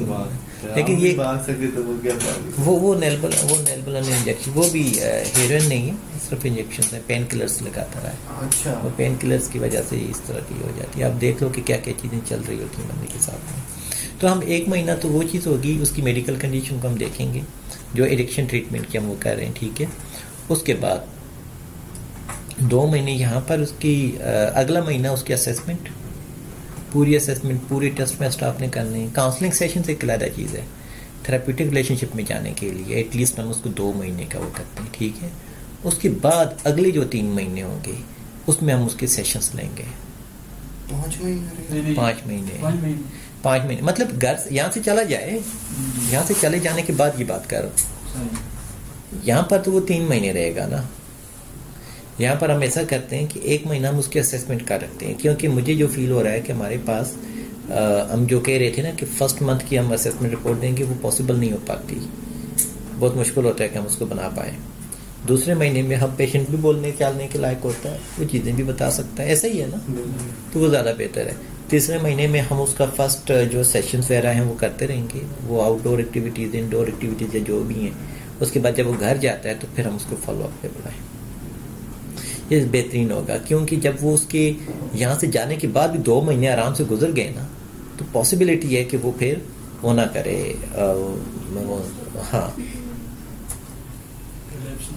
रिलैप्स ना हो, वो रिलैप्स प्रिवेंशन भी आ जाएगी। इंजेक्शन नहीं लगाने तो हीरोइन लगाता, पेन किलर लगा रहा है पागल की, क्या यार मजा देना पूरा देना चाहिए, ऐसी बात नहीं पेन किलर का मैं आपको एक चीज बताऊं, हीरोइन भी लोग पहले एज अ पेन किलर ही यूज करते हैं। ये पेन किलर है, ठीक है, हाँ ये पेन किलर है। और आप पेन किलर, क्योंकि बहुत सारे लोग जो हमारे पास आ रहे हैं, जब मैं उनका इंटरव्यू डिटेल में लेता हूँ तो बताते हैं कि भाई एक हमारे पास लेडी थी, तो उनका ऐसा हुआ था कि एक्सीडेंट हुआ था और उनकी टांगें टूट गई थी। और आपको पता है कि हड्डी जब फ्रैक्चर हो जाए और आप घर पर हों तो वहाँ पर लोग आपको अमूमन देसी तरीके से टांग पकड़ के सीधी करके बांध देते हैं, तो वो बहुत ज़्यादा पेनफुल होता है। तो उनकी टांगें इस तरह से बांध दी गई थी और वो थोड़ी सी टेढ़ी हो गई थी। तो ऐसे में ये हुआ कि उनको जब वो अस्पताल आई इधर इस्लामाबाद में, तो उनकी टांगें टेढ़ी थी, तो किसी ने उनको मशवरा दिया कि ये सीधी करवा लें। वो और भी पेनफुल था। जब उनकी टांगें सीधी करवाने के लिए ऑपरेशन हुआ तो वो दोनों टांगों को ना वो जिस तरह से प्लास्टर नहीं बांधते होते और आगे से लटका देते थे, इस तरह से था, तो उनको दर्द हो रहा था बहुत ज़्यादा। तो वहाँ पर एक खातून थी, वो आई, उसको कहती है कि भाई मैं ना, मेरे पास एक दवाई है, हकीमी दवाई है, वो तुमने सूंघनी है और तुम्हें उससे पेन का आराम आ जाएगा। हाँ उसने वो दिया, उसने सूंघा, आराम आ गया। अगले दिन फिर वो आ गई, फिर दे दिया, फिर आराम आ गया। उससे उसकी नींद भी बहुत अच्छी हो गई और दर्द भी ख़त्म हो गया। फिर वो कहती हैं कि मेरे साथ ना इस तरह से तकरीबन 18-19 दिन में वहाँ पर रही, तो उनमें से 1 हफ्ते के बाद वो आंटी गायब हो गई। कहते जब वो गायब हो गई तो वो डब्बियाँ थी मेरे पास 3, और वो एक डब्बी दे रही थी मुझे 3500 रुपये की। तो मैंने कहा कि वो जो लाती थी ज़ोर से, तो फिर कहती है फिर वो करो तो फिर किसी हद तक हो जाता था। कहती मैंने एक दिन क्या किया कि उसको खोल के उसके अंदर से देखा तो सफ़ेद सा कुछ था, तो वो मैंने पकड़ के खा लिया। तो कहती है कि मुझे अभी तक नहीं पता था कि ये क्या चीज़ है। कहती है कि फिर मैंने क्या किया कि वो डब्बी मतलब कि जब वहाँ से हम डिस्चार्ज हो गए तो उस लड़की का नंबर जो था वो जब ऑन हुआ तो मुझे मैसेज आ गया, तो मैंने उसको कॉल की। उसने कहा कि ये तो बहुत महंगी थी, मेरे पास तो इतनी सी थी, अब तुम 5000 रुपये दोगे तो मैं दूंगी तुम्हें। तो कहती है जब वो ना मिले तो मुझे दर्द होता था, बहुत ज़्यादा बेचैनी होती थी। और आपको पता है हेरोइन के विड्रॉल में टांगों में वैसे भी दर्द होता है, वो टांगें टूटी हुई हों, तो फिर वो कहती है कि वो मिल लेना शुरू होगी। अब मैं आपको यहाँ पर कल्चरल कोई चीज़ बताता हूँ। अब ऐसे में वो किसी को बता नहीं सकती कि भाई मैं इस चीज़ को ले रही हूँ। अब किसी को ये भी नहीं पता कि ये हीरोइन है, तो बाय चांस आपका हस्बैंड देखे, उसको पता चले कि यार ये तो हीरोइन है, तो ऑटोमेटिकली उसकी थॉट क्या जाएगी कि मेरी बीवी सही नहीं है। नशा करने वाले अमूमन एक गलत तस्वर किया जाता है, और ख़ासकर अगर कोई औरत ले रही हो तो बंदा तो कहता है कि यार ये तो पता नहीं कितनी आवारा हुई होगी। तो आपकी शादी को अभी हार्डली 5-6 महीने हुए हों, तो आपका जहन में क्या आएगा कि यार मेरे ससुरालियों ने ये तो नशा करती थी, मेरे हवाले कर दिए, मुझे बताया तक नहीं, इवन कि उस बेचारी को खुद भी नहीं पता।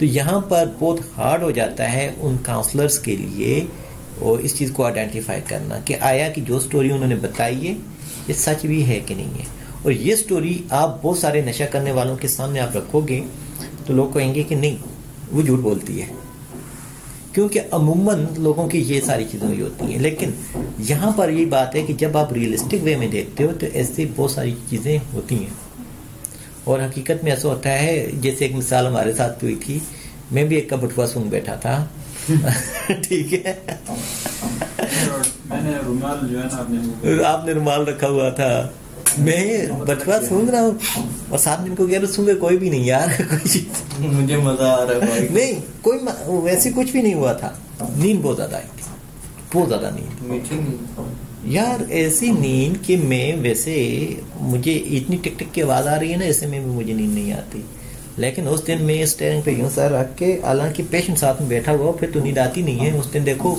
सिंध से लेकर आगे तो मैं सो नहीं पा रहा था, हालांकि बंदे भी सारे साथ में जाग रहे थे और ये सारी चीज, तो मुझे नींद नहीं आती। और उस दिन में इतना सोया आते आते ठीक है, तो ये समझ आ गई यहाँ तक की। फिर कहते हैं जी कि अल्टरनेटिव थॉट्स क्या क्या हो सकती हैं, यानी कि जो नेगेटिव थॉट है उसको पॉजिटिव वे में करने के लिए।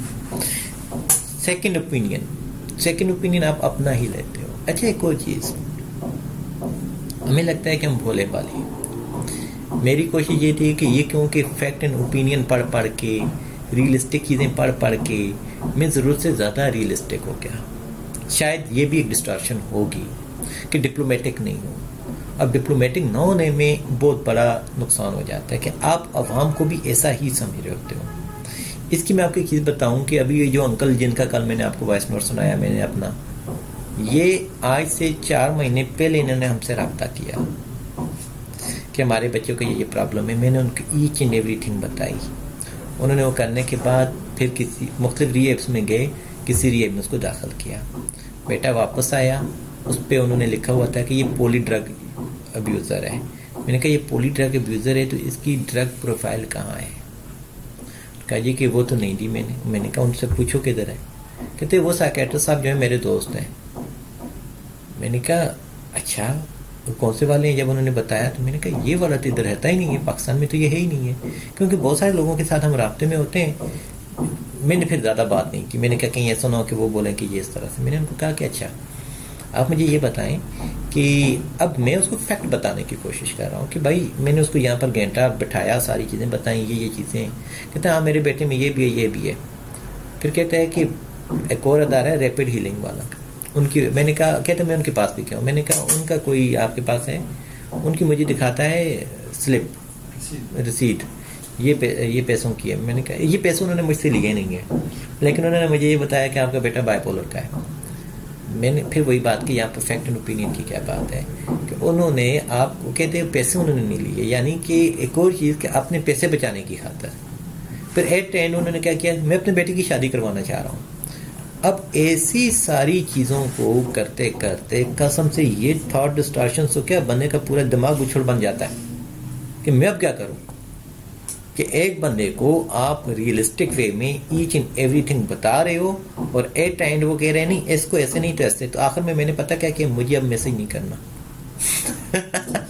खबरदार मुझे मैसेज या कॉल करो, ठीक है? व्हाट्सएप पे कॉल है आपको अवेलेबल हम लग रहे हैं, ऐसे करो। आपको बहुत ज़्यादा हुआ है, मैं कितने लोगों को ट्रेंड कर रहा हूँ, ठीक है? हर बंदे के अगर 5-5, 10-10 पेशेंट भी करो तो ये कितने पेशेंट बन रहे हैं, ठीक है? तो उन सबको मैं जवाब देता रहता हूँ, सारी चीज़ें करता रहता हूँ। इधर हमारे अपने पेशेंट्स हैं, इनके साथ में लगा रहता हूँ। तो बाद में मैं एक और बंदे को लेकर आ जाऊँ जो मेरे ओपिनियंस को लेकर फिर कहीं और पे जाके दाखिल करवा दे और उनको बोले जाकर कि आपने वो इस तरह से कह रहे थे, आपने इस तरह से ट्रीटमेंट करना, तो मेरे पास क्यों नहीं लाते हो? क्योंकि वो मेरा दोस्त है। मैंने कहा दोस्त हमारी फील्ड में कोई भी दोस्त नहीं होता, यहाँ पर फैक्ट होता है। आपका पेशेंट है, उसको जो सिम्टम्स आ रही हैं उसके अगेंस्ट आपने उसका ट्रीटमेंट करना है। ऐसा हरगिज़ नहीं होगा कि ये मेरा दोस्त है और इसकी सिम्टम्स के मैंने ऊपर ज़्यादा काम करना है और ये मेरा दोस्त नहीं है और ये वैसे ही आया तो इसके ऊपर हमने वो करना है। ये चीज़ कभी भी नहीं होती है, हमारी फील्ड में तो हो ही नहीं सकती। सब ऐसा ही है ना। फिर उसके बाद कहते हैं जी हेल्पफुल क्वेश्चंस क्या क्या हो सकते हैं। What would my brother sister friend would think if in a similar question, अगर सिमिलर सिचुएशंस उसको हो तो ऐसे में क्या सोचेगा, वो क्या करेगा। What would I have thought if this had happened in the past or when I was not so depressed or anxious? अगर यही चीज़ मेरे साथ पहले भी कभी हुई हो तो मैं ऐसे में क्या करूँगा। मिसाल के तौर पर मैं आज अपनी एक जॉब से फायर हो गया, मेरी जॉब चली गई तो मैं बहुत ज़्यादा परेशान हो गया हूँ, ठीक है? और मैं ऐसे में ये कर रहा हूँ कि अपना कोई सेल्फ हार्म की कोशिश कर रहा हूँ। तो ऐसे में अगर ये चीज़ मुझे पहले कभी आई होती तो फिर मैं क्या करता। इसका मतलब ये कि नहीं यार, पहले अगर कभी आई होती तो मैं किसी और जॉब के लिए अप्लाई कर लेता। ठीक है, आज भी तो मैं अप्लाई कर सकता हूँ, नेक्स्ट जॉब के लिए अप्लाई कर सकता हूँ। अच्छा, पहले जब मैंने आया था तो पहले तो मैं इतना स्किल्ड नहीं था, अब तो मैं स्किल्ड भी हूँ। अच्छा, पहले मेरे पास इतना एक्सपीरियंस नहीं था, एक्सपोजर नहीं था, अभी तो एक्सपीरियंस है, एक्सपोजर्स हैं, काफ़ी सारा मैं मैच्योर हो चुका हूँ। लिहाजा जब ये आपकी अल्टरनेटिव थॉट आएगी तो ऑटोमेटिकली आपकी फीलिंग्स चेंज होंगी। ठीक है, मिसाल के तौर पर मैं आपको एक चीज़ बताता हूँ। आपको क्या नाम है, और चलो देखते हैं। What would I think if this happened few months from now on when I am a little better? If my friend was thinking this, what would I have said? मेरा दोस्त अगर यही चीज़ वो करता तो उसको मैं क्या कहता? उसको भी हम यही कहते हैं। ऑप्शंस, आप ये चीज़ याद रखें कि हमेशा नेगेटिव थॉट्स के जो ऑप्शंस होते हैं हमेशा हम पॉजिटिव की तरफ ले आते हैं। अनकॉन्शियसली हम अपने क्लाइंट्स को बता रहे होते हैं। आपको एक दिन का भी एक्सपीरियंस ना हो लेकिन आप कोशिश कर रहे होते हो कि मैं पॉजिटिव उसको लेकर जाऊँ। और यहाँ पर मैं आपको एक और चीज़ बताऊँ कि बहुत सारे लोग ये कहते हैं कि भाई मैं एक्सपर्ट हूँ, मैं एक्सपर्ट हूँ, मैं एक्सपर्ट हूँ। हम कभी भी सारे फुल फ्लेज एक्सपर्ट्स नहीं हो सकते। ये इस तरह से है कि आप ये देखें कि एक मस्कुलर मैन है, वो जाता है अब जिम पे रेगुलरली जाता है, वो अपने मसल्स को बेहतर बनाने के लिए एक्सरसाइज करता है। तो उसको एक्सरसाइज करने की रोज़ाना की ज़रूरत होगी या एक बार करके उसने छोड़ दी और वो सारी ज़िंदगी वैसा रहेगा? रोज़ाना की। इसी तरह से हमारी फील्ड में भी रोज़ाना पॉलिश हमें चाहिए होती है, रोज़ाना चैलेंजेस चाहिए होते हैं, और रोज़ाना नई चीज़ें हमें मिलती हैं तो हमारी वो जो शेप है हमारी एक्सपीरियंस की वो सेम रहती है, अदरवाइज वो आउटडेटेड हो जाती हैं। यानी कि अगर मैं आज से 5 साल पहले की एक्सपीरियंस को काउंट करूं और उसके बाद वाले एक्सपीरियंस को मैं छोड़ दूं तो मैं बहुत ज़्यादा आउटडेटेड हो जाऊंगा, क्योंकि बीच में कोरोना आया, बीच में से हुकूमतें चेंज हुई, बीच में से लोग बड़े हो गए। ठीक है, वो लोग बड़े हो गए, उनके चैलेंजेस चेंज हो गए। हर वक्त ये जो है ना वेरिएबल है, बहुत ज़्यादा वेरिएंस होती है इसमें, हर वक्त चेंज हो रहा होता है। ठीक है, तो इसलिए अपने आप को अपडेट रखने के लिए आपने ये सारी चीज़ें करनी है। और सेम वे में आपका अगर कोई दोस्त ये चीज़ सोच रहे तो आप उसको क्या मशवरा करते, तो ये चीज़ भी देखो, क्योंकि CBT सेल्फ के ऊपर काम करता है। जब आप किसी को सिखा रहे हो, अभी मैं आपको सिखा रहा हूँ तो मैं ऑटोमेटिकली अपनी बहुत सारी चीज़ों को देख रहा हूँ। अच्छा, ये चीज़ तो ऐसे हुई है, फलां चीज़ ऐसे हुई है, उसका मैंने इंटेलिजेंटली काम सही किया है कि नहीं किया? शायद फलां चीज़ के ऊपर मेरा रिएक्शन ज़्यादा हो गया था, शायद मेरा रिएक्शन इतना ज़्यादा नहीं होना चाहिए था। ठीक है, तो ये सारी चीज़ें जो होती हैं, हालांकि आप जितने प्रेशराइज हो ये आपका मसला है। अगर मैं प्रेशराइज हूँ तो वो आपका मसला है, या आप प्रेशराइज हो तो इनका मसला है। नहीं, वो आपका अपना, और खुद उसमें से आपने निकलना है। कोई और बंदा उसमें से हमें उतना नहीं निकाल सकता है जितना हम खुद नहीं निकलेंगे। जितना ज़्यादा हमारे अपने अंदर होगा वो ऑटोमेटिकली। फिर कहते हैं try to think of similar situation in the past and what did you think then. आप उस इसी तरह की सिचुएशन अगर पास्ट में हुई है, जैसे ऊपर भी उन्होंने बताया कि अगर इसी तरह से हुआ तो फिर उस टाइम आपने क्या करना है। मिसाल के तौर पर एक बंदा है, वो एग्ज़ाम में फेल हो गया, अभी आप एग्ज़ाम में फेल हो गए, अभी कोई इम्तिहान दिया आप लोगों ने, किसी ने भी? कौन सा दिया था? NTS। पास हुआ, फेल हुआ? अच्छा, उसमें फिर आगे फाइनल सिलेक्शन अभी अप्लाई नहीं किया। अच्छा, तो इसके अलावा कोई और ऐसा इम्तिहान जो आपने उससे पहले दिया हो? चलो मैट्रिक का इम्तिहान। अच्छा, आर्मी वाला मैंने दिया था। आर्मी वाला दिया था, उसमें से नहीं रहा। ठीक है, अच्छा अभी मुझे ये बताओ कि आर्मी वाला सिलेक्शन हो जाती है, वो ठीक था या ये वाला ठीक था? ये वाला सही। मैंने आपको क्या कहा था कि एक्सपीरियंस करो, एक्सपीरियंस करो, फैक्ट एंड ओपिनियन आपको पता चलेगा कि क्या चीज़ आप जो चख रहे हो वो ठीक भी है कि नहीं है। मिसाल के तौर पर मेरी आदत थी कि मैं जैसे खाने की चीज़ें जो होती हैं, कोई नई नई चीज़ें ट्राई नहीं करता कि यार छोड़ो क्या हुआ। ठीक है, जैसे वो बोनलेस फिश जो होती है, वैसे ही फिश के नाम पे फॉर्म खा रहे होते हैं, बंदे को ऐसे ही महसूस होते हैं। ठीक है जी, अच्छा, तो इस तरह से मैं कभी कोई चीज़ें ट्राई नहीं करता था। एक दफ़ा मेरा एक दोस्त कहता है, इधर आ तो एक चीज़ दिखाता। मैंने कहा क्या? ये जो चौरस चीज़ें पड़ी हुई है ना, मैंने कहा ये मक्खन नहीं। ठीक है, वो इतने ज़बरदस्त हमें लग रहे थे। तो जारी बात है कि उससे पहले कभी हमने टेस्ट नहीं किया हुआ था, तो लिहाजा जब ट्राई किया तो हमें पता चल गया कि इसका टेस्ट क्या है, फैक्ट का हमें पता चल गया। उससे पहले मेरा ओपिनियन था कि यार ये चीज़ें ठीक नहीं होती, तो इसलिए फैक्ट एंड ओपिनियन को जानने के लिए ट्राई करना बहुत ज़रूरी होता है। तो अभी आपको ये होगा कि आपको जो मैं आपको ये बताऊं कि मेरा जहन एक मार्शल जहन है। मेरा दिल ये चाहता है कि मैं छोटी सी अपनी एक आर्मी बनाऊं, ठीक है, एक छोटे से मुजाहिदीन बनाऊं और कश्मीर पे चल पड़े, ठीक है। या फिर ऐसा करें कि जाते हैं सर क्रीक वाले मामले को हल करते हैं, या नहीं तो यार चलो फलस्तीन में चले जाते हैं। जहन की सोचें बता रहा हूँ, लेकिन आर्मी तो है ना, वन मैन तो है, ठीक है। कसम से कभी कभी ऐसे जहन ऐसा भी है। मैं क्या नाम है, कभी कभी ये चीज़ें जहन में आती हैं, हर बंदे को आती हैं, कभी किसी का क्या किसी का क्या, लेकिन साथ में एज अ इंडिविजुअल एक इंसानी चीज़ें भी नज़र आ रही हैं कि हर इंसान जीना चाहता है, मरना कोई नहीं चाहता। किसी को आप नुकसान नहीं दे सकते, किसी को आप वो चीज़ नहीं कर सकते, तो आपको वो फिर चीज़ें नज़र आती हैं। तो आहिस्ता आहिस्ता से आपको आप सेल्फ को हम कितना हम एक्सप्लोर करेंगे, हम बहुत ज़्यादा डीप होते हैं, हम एक्सप्लोर नहीं कर पाते। हम अपने आप को जितना, हमें स्टिल नहीं पता होता कि हम क्या करना चाहते हैं, ठीक है, हमें नहीं पता होता कि मैं किधर जाऊँ किधर ना जाऊँ। लेकिन एट एंड ये होता है कि जब हम बहुत सारी चीज़ें करते करते करते किसी एक जगह पर सेट हो जाते हैं तो हम कहते हैं हाँ शायद मेरा ये मुकाम यही था, ऐसे ही लगता है। तो ये चीज़ होती है कि हम किसी और के मुकाम को देख के हम बोलें कि वो चीज़ बेहतर थी, शायद ऐसा वो नहीं है।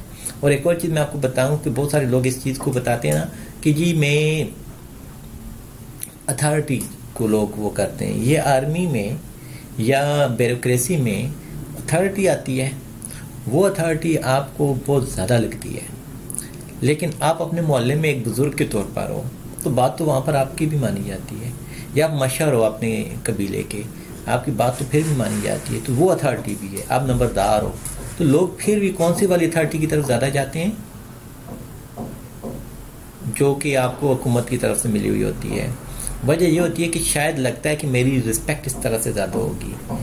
अगर आपको रिस्पेक्ट चाहिए तो वो अथॉरिटी में नहीं होती, रिस्पेक्ट आपको ह्यूमनिज्म में होगी, ह्यूमनिस्टिक काम जब आप करोगे, ठीक है। और जो अथॉरिटी में है, मुशर्रफ से ज़्यादा कोई अथॉरिटी वाला बंदा था, कब मरा है, तदफीन उसकी कब हुई है,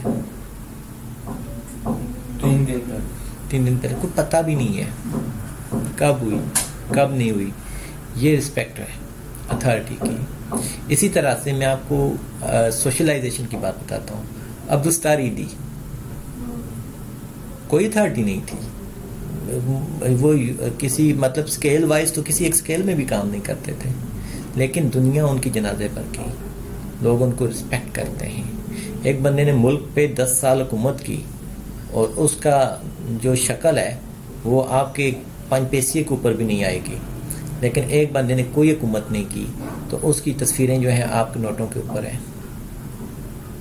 वजह ये होती है कि आपके अंदर यही चीज़ें आ जाती हैं कि आप क्या कर रहे हो। तो अगेन वही चीज़ कि हमें सेल्फ का नहीं पता होता और हम जो है ना अथॉरिटी हासिल करने के लिए हम भाग रहे होते हैं। हालांकि ऐसी बात नहीं है, हम अथॉरिटी के लिए नहीं भागते, हम रिस्पेक्ट के लिए भागते हैं। और रिस्पेक्ट हमें जहाँ से हमें पता चलता है कि ये चीज़ बेहतर है, बस वही चीज़ बेहतर है। और मतलब अपनी रिस्पेक्ट बनाने के लिए सबसे पहले अपनी आप की रिस्पेक्ट करना बहुत ज़रूरी होती है, अपने ख्यालात की, अपनी सोचों की। तो वो फिर आप यहाँ पर समझ आएगी कि आप अपने बारे में कितना वो करते हो। क्रिटिसिज्म बहुत ज़्यादा ज़रूरी होता है, लेकिन पॉजिटिव क्रिटिसिज्म कि आपने क्या क्या चीज़ की। तो फिर आगे हम चलते हैं। आपके ये जितने भी है ना सेशंस जो लगेंगे, 6 से 7 सेशंस लगेंगे किसी एक थॉट को क्रिएटिंग अल्टरनेटिव थॉट्स के लिए।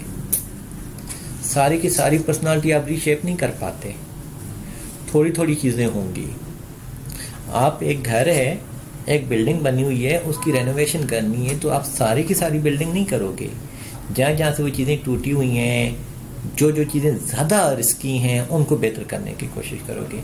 समटाइम बाज़ार कुछ नज़र नहीं आ रहा होगा। सेम इसी तरह से CBT में भी है कि बाज़ार शायद आपको नज़र ना आए, लेकिन जब आपके थॉट पैटर्न्स के ऊपर बात की जाएगी तो ऑटोमेटिकली आपका बिहेवियर आउटकम बहुत बेहतर होगा। अगर आपके थॉट पैटर्न के ऊपर बात नहीं हुई, और यहाँ पर एक और चीज़ भी होती है कि आप डायरेक्टली अपने पेशेंट को ये नहीं कह सकते कि भाई तुम इस चीज़ के ऊपर वो करो। ये हमारा कल्चरल बैरियर है। क्या हम किसी पेशेंट को ये कहते हैं यार तुम्हारे अंदर शुड वाला डिस्ट्रैक्शन है, तुम्हारे अंदर कौन सा वाला है, और जनरलाइजेशन है, तुम्हारे अंदर ब्लेम वाला है, कह सकते हैं। या मुझे कोई कहे कि यार तुम्हारे अंदर तो ये छूट वाला है, मैं बोलूँगा अच्छा। लेकिन जब कोई बंदा ओवरऑल एक बात कर रहा होगा और एक प्रॉब्लम हमें पता होगा कि हम सबके साथ हो रही है, उसके ऊपर काम करेगा तो हमारी सेल्फ इंसाइट बढ़ेगी। जब इंसाइट बढ़ना शुरू हो जाएगी तो ऑटोमेटिकली हमारी वो चीजें चेंज होना शुरू हो जाएंगी। समझ आ रही है यहाँ पर? सर अभी लेक्चर हुआ तो हमें कितनी चीजें पता चली कि ये चीजें हम में भी हैं। तो फिर हम उसी सोच को बिल्कुल। अब जब हम अपने पेशेंट से बात कर रहे होंगे ना, मैं आपको ये किस बेस पे कह रहा हूँ, ये मैं हमारी एक थी सिल्वी सुल्तान नाम है उसका, वो है रेफरेंट, मेंटल हेल्थ रेफरेंट है, ठीक है। तो वो ये कहती थी कि हमारा जो कल्चर है, क्योंकि वो अरब के उसमें से थी ना, कहती कि हमारा ये जो मुस्लिम का या ये जो हमारी ये वाली दुनिया है जनूबी एशिया की, यहाँ पर अगर आप किसी बंदे को ये बोलोगे कि आपको इस चीज़ के ऊपर, इन एरियाज के ऊपर काम करने की ज़रूरत है, तो आपको ये नहीं पता कि उसका रिएक्शन किस कदर हो सकता है, भले आपने उसके साथ पहले के 1000 सेशन ही क्यों ना लिए हुए हों। ऐसे में आप ऐसे करें कि आप उसके ऊपर एक प्रेजेंटेशन तैयार करें और 12-13 पेशेंट्स जिनके क्योंकि इसके अंदर प्राइवेसी वाली बात अब नहीं रही है, प्राइवेसी एक डिफरेंट चीज आ जाती है। अब यहाँ पर थेरेप्यूटिक वाला सिस्टम आ गया। यहाँ पर ग्रुप थेरेपी आप ऑलरेडी कह रहे हो कि ग्रुप थेरेपी करोगे, तो ग्रुप थेरेपी में आपने उन लोगों को लेकर आगे, तो आपने अब उनके साथ ये CBT as a group apply करनी है। तो फिर आपने उनसे ऊपर करना है, तो वो खुद ही बोलेंगे कि हाँ भाई ये चीज तो मेरे साथ भी थी। तो वो जब खुद एम्पावर होगा तो ये खूबसूरती है इसकी। अगर हम खुद से अपना प्रोजेक्ट करेंगे कि भाई आपके अंदर ये है, तो उसमें ये होगा कि मैं अपने आप को सुपीरियर समझ रहा हूँ कि शायद ये मेरे अंदर नहीं है। जब आप हम कह के बात करोगे तो थॉट्स के ऊपर सारे मिलकर काम करेंगे। जब हम तुम कह के या आप कह के बात करोगे, भले जितनी रिस्पेक्ट में भी करोगे कि आपकी ये डिस्टॉर्शंस हैं, तो वो बोलेगा अच्छा। अब आप ऐसी मिसाल दोगे, ऐसी डोमेस्टिक मिसाल दोगे जो कि हम सबके घरों की होगी, जो हम सबके साथ होती है। आप ट्रैफिक की दोगे, आप सोशल वैल्यूज की दोगे, तो ऑटोमेटिकली उनका ये होगा कि हाँ ये चीज़ें हो सकती हैं। मिसाल के तौर पर मैं आपको एक और डिस्टॉर्शन की बात करता हूँ। अमूमन ये होता है कि जब आप, शायद आपके घरों में होता है, कुर्बानी सभी के घरों में हम होती है, कर देते हैं। कुर्बानी का गोश्त तैयार हो गया, रख दिया। किसी एक रिश्तेदार ने भी कुर्बानी की, उन्होंने भी गोश्त रख दिया। अब बाकी हमारा आना जाना चल रहा होता है, लेकिन यहाँ पर एक्सपेरिमेंट चलता है एक बहुत बड़ा। वो ये होता है कि हमारे घर वाले कहते हैं कि देखते हैं कि पहले वो कितना बेचेंगे, ऐसे ही है, ठीक है, उस हिसाब से फिर हम भी बेच देंगे। आया कि वो बेचते हैं तो ठीक है, तो इसका मतलब ये कि अभी हमें भी बेचना चाहिए। फिर ये होता है कि अच्छा हम पहले ना करते, वो पहले कर दें। तो ऐसे में ये होता है कि हमारी वो जो कन्फ्लिक्ट है वो वहाँ पर चल रही होती है, और ऐसे में उनका कोई राह का एजेंट होता है, वो उनको पहुंचा देता है कि भाई वहाँ पर ये बात हो रही थी, ना वो बेचते ना आप बेचते हो। ठीक है, तो नुकसान क्या होता है कि आपकी वो जो कोहेसिवनेस चलने वाली होती है वो खराब हो जाती है। और हमारे यहाँ ना इस तरह की, जब आप ये चीज किसी को बोलो कि यार आप लोग ऐसा करते हो, आप लोग कुर्बानी करते हो अल्लाह के नाम पर और अपने रिश्तेदारों को नहीं देते, वो एम्पावर नहीं होने वाले। जब आपने ये कह दिया ना कि हाँ हमारा एक कन्फ्लिक्ट बन रहा था, जब बना हुआ था तो हमने ऐसे किया था, तो नहीं, आप फिर ऐसे करते हो कि आप न्यूट्रल बंदे को बेचते हो, बच्चे किसी को बेच दे, तो ये जाओ गोश्त देकर आओ, बताना फूफी ने क्या कहा है, ठीक है, वो आता है, आकर बताते उसने ऐसे किया, ये किया, वो किया, अच्छा किधर रखा है, हाँ वो कह रही थी हड्डियां इसमें ज्यादा हैं, अच्छा ये चीजें हैं ना हमारे यहाँ। तो अब हम ये बोलें कि भाई ये हमारे यहाँ ऐसा नहीं है, तो ये हम सब में होता है, और हम सभी इसको, ये हमारी कॉग्निटिव डिस्टॉर्शन का हिस्सा है, और इसको जब हम बेहतर करने की कोशिश करेंगे तो ये इंडक्टिव रीजनिंग और डिडक्टिव रीजनिंग का आपको पता है क्या होती है?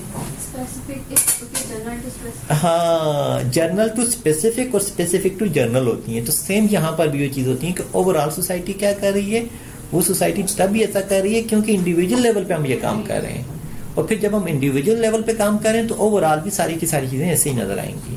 तो इसलिए एक एक चीज को, एक एक धागे को ठीक होना जरूरी होता है हमारी पूरी सोसाइटी में। उस एक इंडिविजुअल को ठीक होने के लिए उसकी एक एक आदत को होना ठीक है, उसकी एक एक आदत एक optimal level of functioning. Optimal level of functioning किसको कहते हैं? मॉडरेट। हाँ, कि बहुत ज्यादा ना एक्सट्रीम हो ना बहुत ज्यादा डाउन हो, एक मिड लेवल पर जब चल रहा होगा तो ऑटोमेटिकली आपकी चीजें बहुत बेहतर होंगी। सेम चीज में हम एज अ नेशन, एक और कॉग्निटिव डिस्टॉर्शन है कि हम अपने आप को सेल्फ ब्लेम करते हैं और बरतानिया को और ये जो है अमेरिका है, ये यूरोप है, उनको बहुत ज्यादा मैग्नीफाई करते हैं। क्यों? कि हम इंडिविजुअल लेवल पे वो चीज करते हैं। हम उस चीज को जब देखने वाली चीज को हम देख रहे हैं तो अपनी इस खूबसूरती को नहीं देखते, हमारी यहाँ पर वो चीजें नहीं होती। सेम हमारे इंडिविजुअल लेवल पर भी होता है कि भाई हम ये ऐसी चीज क्या है, तो फिर आपकी वही चीज है कि क्रिएटिंग अल्टरनेटिव थॉट्स जो है वो बहुत जरूरी हो जाती हैं। तो यहाँ पर आपने ये देखना है कि हम इसको कहाँ तक लेके चल सकते हैं। अगेन, जब भी आपने जो भी काम करना है सीबीटी के अंदर या जो भी साइकोलॉजी के अंदर, इंसान के कल्चर को नहीं छेड़ना, वो गलत या ठीक नहीं होता।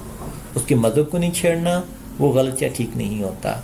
उसके घरेलू मामलात को नहीं वो करना, उसके एनवायरनमेंट को नहीं करना कि तुम फलां, अच्छा डिप्राइव्ड एरिया में रहते हो ना, अच्छा वहाँ पर तो डस्ट बहुत होती है। और बहुत सारे आपको लोग ये बात करते हुए नजर आएंगे, यार वो ना इलाका ऐसा है ना, बड़ा गंदा सा इलाका है यार, चोरों डकैतों का इलाका है। इंतहाई स्टीरियोटाइप वाली थिंकिंग है। आप अपना उसमें देखो कि भाई हम जो है ना उसमें क्या कंट्रीब्यूट कर रहे हैं, हम भी तो उसी का हिस्सा है। अब अगर आप एक मोहल्ले में खड़े हो तो आप उस मोहल्ले का हिस्सा हो। आप वहां पर जितनी चीज उस टाइम चीज ठीक कर सकते हो कर लो, करते करते ऑटोमेटिकली चीजें ठीक हो जाएंगी। ठीक है, अभी आगे चलते हैं। यहां पर आता है जी थॉट डायरी 3। यहां पर आपने एक ही चीज को कर दी, अगेंस्ट एविडेंस के साथ आपने अल्टरनेटिव पॉजिटिव थॉट्स लगा दी। जब अल्टरनेटिव पॉजिटिव थॉट्स आ गई तो अल्टरनेटिव पॉजिटिव एक्शन आ गया, बिहेवियर आ गया। ठीक है, और वो ऑटोमेटिकली आपकी लाइफ में वो बनता जाएगा। अब यहाँ पर मैं आपको ये चीज बताऊं, अपने पास्ट को आप देखो कि आपने ऐसा क्या किया जो चीजें आपको शरारत लग रही हो, लेकिन अब आपको लग रहा हो कि वो मुझे ऐसा नहीं करना चाहिए था, रिग्रेट्स हों, लेकिन अब उनको हम पॉजिटिव, क्योंकि हमारा डिप्रेशन चल रहा है, हमारी सिम्टम्स वो चल रही हैं जो कि हमें बुरी लग रही हैं। मिसाल के तौर पर जी मेरे एक स्कूल टीचर के सफ़ेद कपड़े थे और मेरे पास पेन था और मैंने उनके कपड़ों पे वो फेंक दिया। गलत चीज़ है, सबको पता है गलत है, तो मैंने क्या किया कि मैंने छुप के फेंक दिया ताकि किसी को पता ना चले। लेकिन अब उसमें ये हो गया कि वो मेरे अंदर एक सेल्फ ब्लेम वाली चीज़ आ गई। मैंने क्या किया, पानी नाली में खड़ा था, वहाँ पर आगे बंद बना हुआ था, तो बजाय उसको उतारने के मैं पत्थर लेके खड़ा हो गया कि पास से जब कोई गुजरेगा मैं उसमें फेंक दूंगा। ये चीज़ होती है ना। लेकिन अब आप ये देखो कि आपकी उस टाइम एज क्या थी। अभी भी आप ऐसा करते हो क्या? बिल्कुल। अगर हमें उस टाइम वहां पर कोई रीइंफोर्समेंट करने वाला नहीं है तो हम अभी भी ऐसा करेंगे। हम अभी भी लोगों के कपड़े, तो अगर हमारे हाथ में नहीं आते, हमारे हाथ में कोई और चीज आती है तो हम जरूर करेंगे। ठीक है, हम उनकी बैक बाइटिंग करेंगे, हम उनको परेशान करने की कोशिश करेंगे, हम उनके अक्सर आपने देखा होगा गाड़ी के टायरों में से हवा निकाल देते हैं लोग। आपने ये देखा होगा कि मार्क्स कम देते हैं। इसी तरह से टीचर्स भी ये चीजें होती हैं, टीचर्स के हवाले से रिमार्क्स बुरे देते हैं स्टूडेंट्स। ठीक है, तो यहाँ पर फिर एक और चीज होती है, जब आपके रिव्यूज को चेक करने वाला कोई बंदा होता है वो फैक्ट एंड ओपिनियन को देखता है, भाई इसमें से फैक्ट क्या है और ओपिनियन क्या है। आप लोगों ने ये बात कही तो ये फैक्ट है। जैसे कि उस दिन मुझे किसी स्टूडेंट ने एक मैसेज फॉरवर्ड किया कि सर देखें ये बंदा कह रहा है कि ये लोग फेक काम कर रहे हैं क्योंकि मैं वहाँ पे जॉब करता रहा हूँ। मैंने कहा इसका फैक्ट एंड ओपिनियन चेक करने के लिए ये पूछो कि इसका यहाँ पर एम्प्लॉयमेंट कोड क्या था। कहा नहीं, वो कह रहा है कि मुझे तो उन्होंने कोई कॉन्ट्रैक्ट नहीं दिया था, मुझे वैसे ही 5-6 महीने वहाँ पे काम करके आऊँ। मैंने कहा उससे ये पूछो कि यहाँ पर रहते हुए उसके पास कोई ऑफिशियल ID कार्ड, कोई पिक्चर यहाँ की, या कोई होता है ना हम ऑफिस में साथ में काम कर रहे होते हैं, कोई साथ में कहीं आना जाना, कोई पिक्चर, कोई वीडियो, कोई ऐसी चीज़। कहता है ऐसा कुछ भी नहीं है। मैंने कहा इसका मतलब ये कि ये उसका ओपिनियन है और ओपिनियन में भी डिस्टॉर्शन है। ठीक है, फैक्ट ये होगा कि मैं वहाँ पर काम करता रहा हूँ, मेरे साथ ये प्रॉब्लम हुई और ये फैक्ट है और ये गलत है। ऐसा नहीं होना चाहिए। ज़्यादा फैक्ट एंड ओपिनियन में जब आप किसी के बारे में कोई बात करोगे भी तो ये चीज़ अपने देखनी है। अगेन अब हम चलते हैं अपनी सिम्टम्स की तरफ, आगे आ जाओ।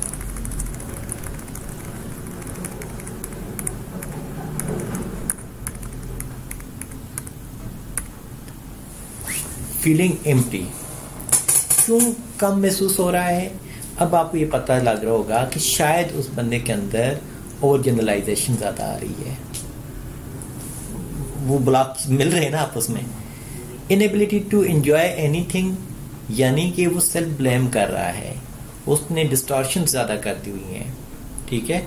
उतनी ज्यादा डिस्टॉर्शन हैं कि वो किसी के साथ उसने ऐसे ओपिनियन बना लिए हुए हैं और उन ओपिनियन को फैक्ट समझना शुरू हो गया है, ठीक है। वो जो चीजें उसके ज़हन में चल रही हैं इस वजह से वो एंजॉय नहीं कर पा रहा। फिर इसके बाद नाउमीदी है उसको, हाँ क्यों जी, शुड वाला भी है। तो यहाँ पर ये कि होपलेसनेस क्यों है? क्योंकि उसके पास कोई ऐसा एविडेंस ही नहीं बन पा रहा, या उसको वो निकाल नहीं पा रहा कि उसको भी कोई उम्मीद की किरण मिले। पिछले 3 सालों में उसने बहुत सारे काम किए, फेलियर ही फेलियर मिलते रहे। फिर उसके बाद loss of warm feelings of family और फ्रेंड्स, तो यहाँ पर ये कि दोस्तों के साथ या फैमिली के साथ उसको फीलिंग्स ही नहीं रही, क्योंकि जब भी वो फैमिली के साथ बात कर रहा था तो फैमिली ने उसके ऊपर कोई उम्मीदें रखी हुई थी, तो शायद वो पूरी नहीं हो रही थी। फिर इसी तरह से सेल्फ ब्लेम और गिल्ट, तो शायद उससे कुछ ऐसी चीजें हुई जिसको वो अपनी तरफ लेकर आ रहा है, हालांकि ऐसा नहीं था।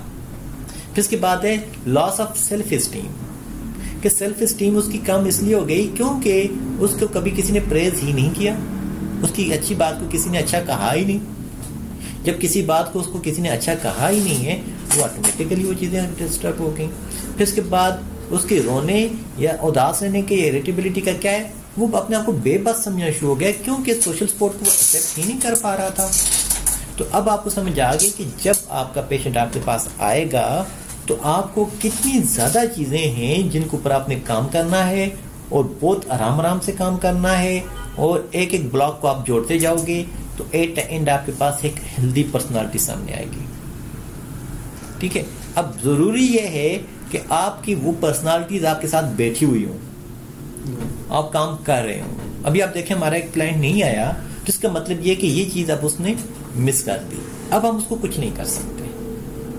आपने देखा होगा कि डास टेस्ट में या बीडीआई टेस्ट में भी उसने एक ही के ऊपर टिक किया, जी मैं कभी उदास नहीं हुआ, कभी परेशान नहीं हूँ, ये नहीं हो, ये नहीं, ये नहीं, ये बस ठीक है जी, मैं बहुत ज्यादा कर चुका हूँ इस चीज को। ऐसे में ये है कि वो नॉन कंप्लायंस है, इंसाइट नहीं है, परेशानी है, चीजों के ऊपर वो काम नहीं कर रहा, ठीक है। तो एट एंड क्या हो रहा है कि हमारा फेलियर भी हम कह सकते हैं, लेकिन ज्यादा ये कि क्लाइंट की इंसाइट ही नहीं है। लिहाजा क्या किया जाए, उसको ज्यादा या तो ECT करवाया जाए, फिर उसको जाके कुछ लगाए जाए, क्या कहते हैं वो शॉक जो लगाते होते हैं, ठीक है। तो ये चीजें आ गई। अब इसके बाद आपका टाइम ज्यादा हो गया, मैं एक और चीज बताता हूँ। इसके बाद आती हैं CBT टेक्निक्स, वो हम कल पढ़ेंगे, ठीक है। आज के लिए अल्लाह हाफिज, संबंध करते हैं।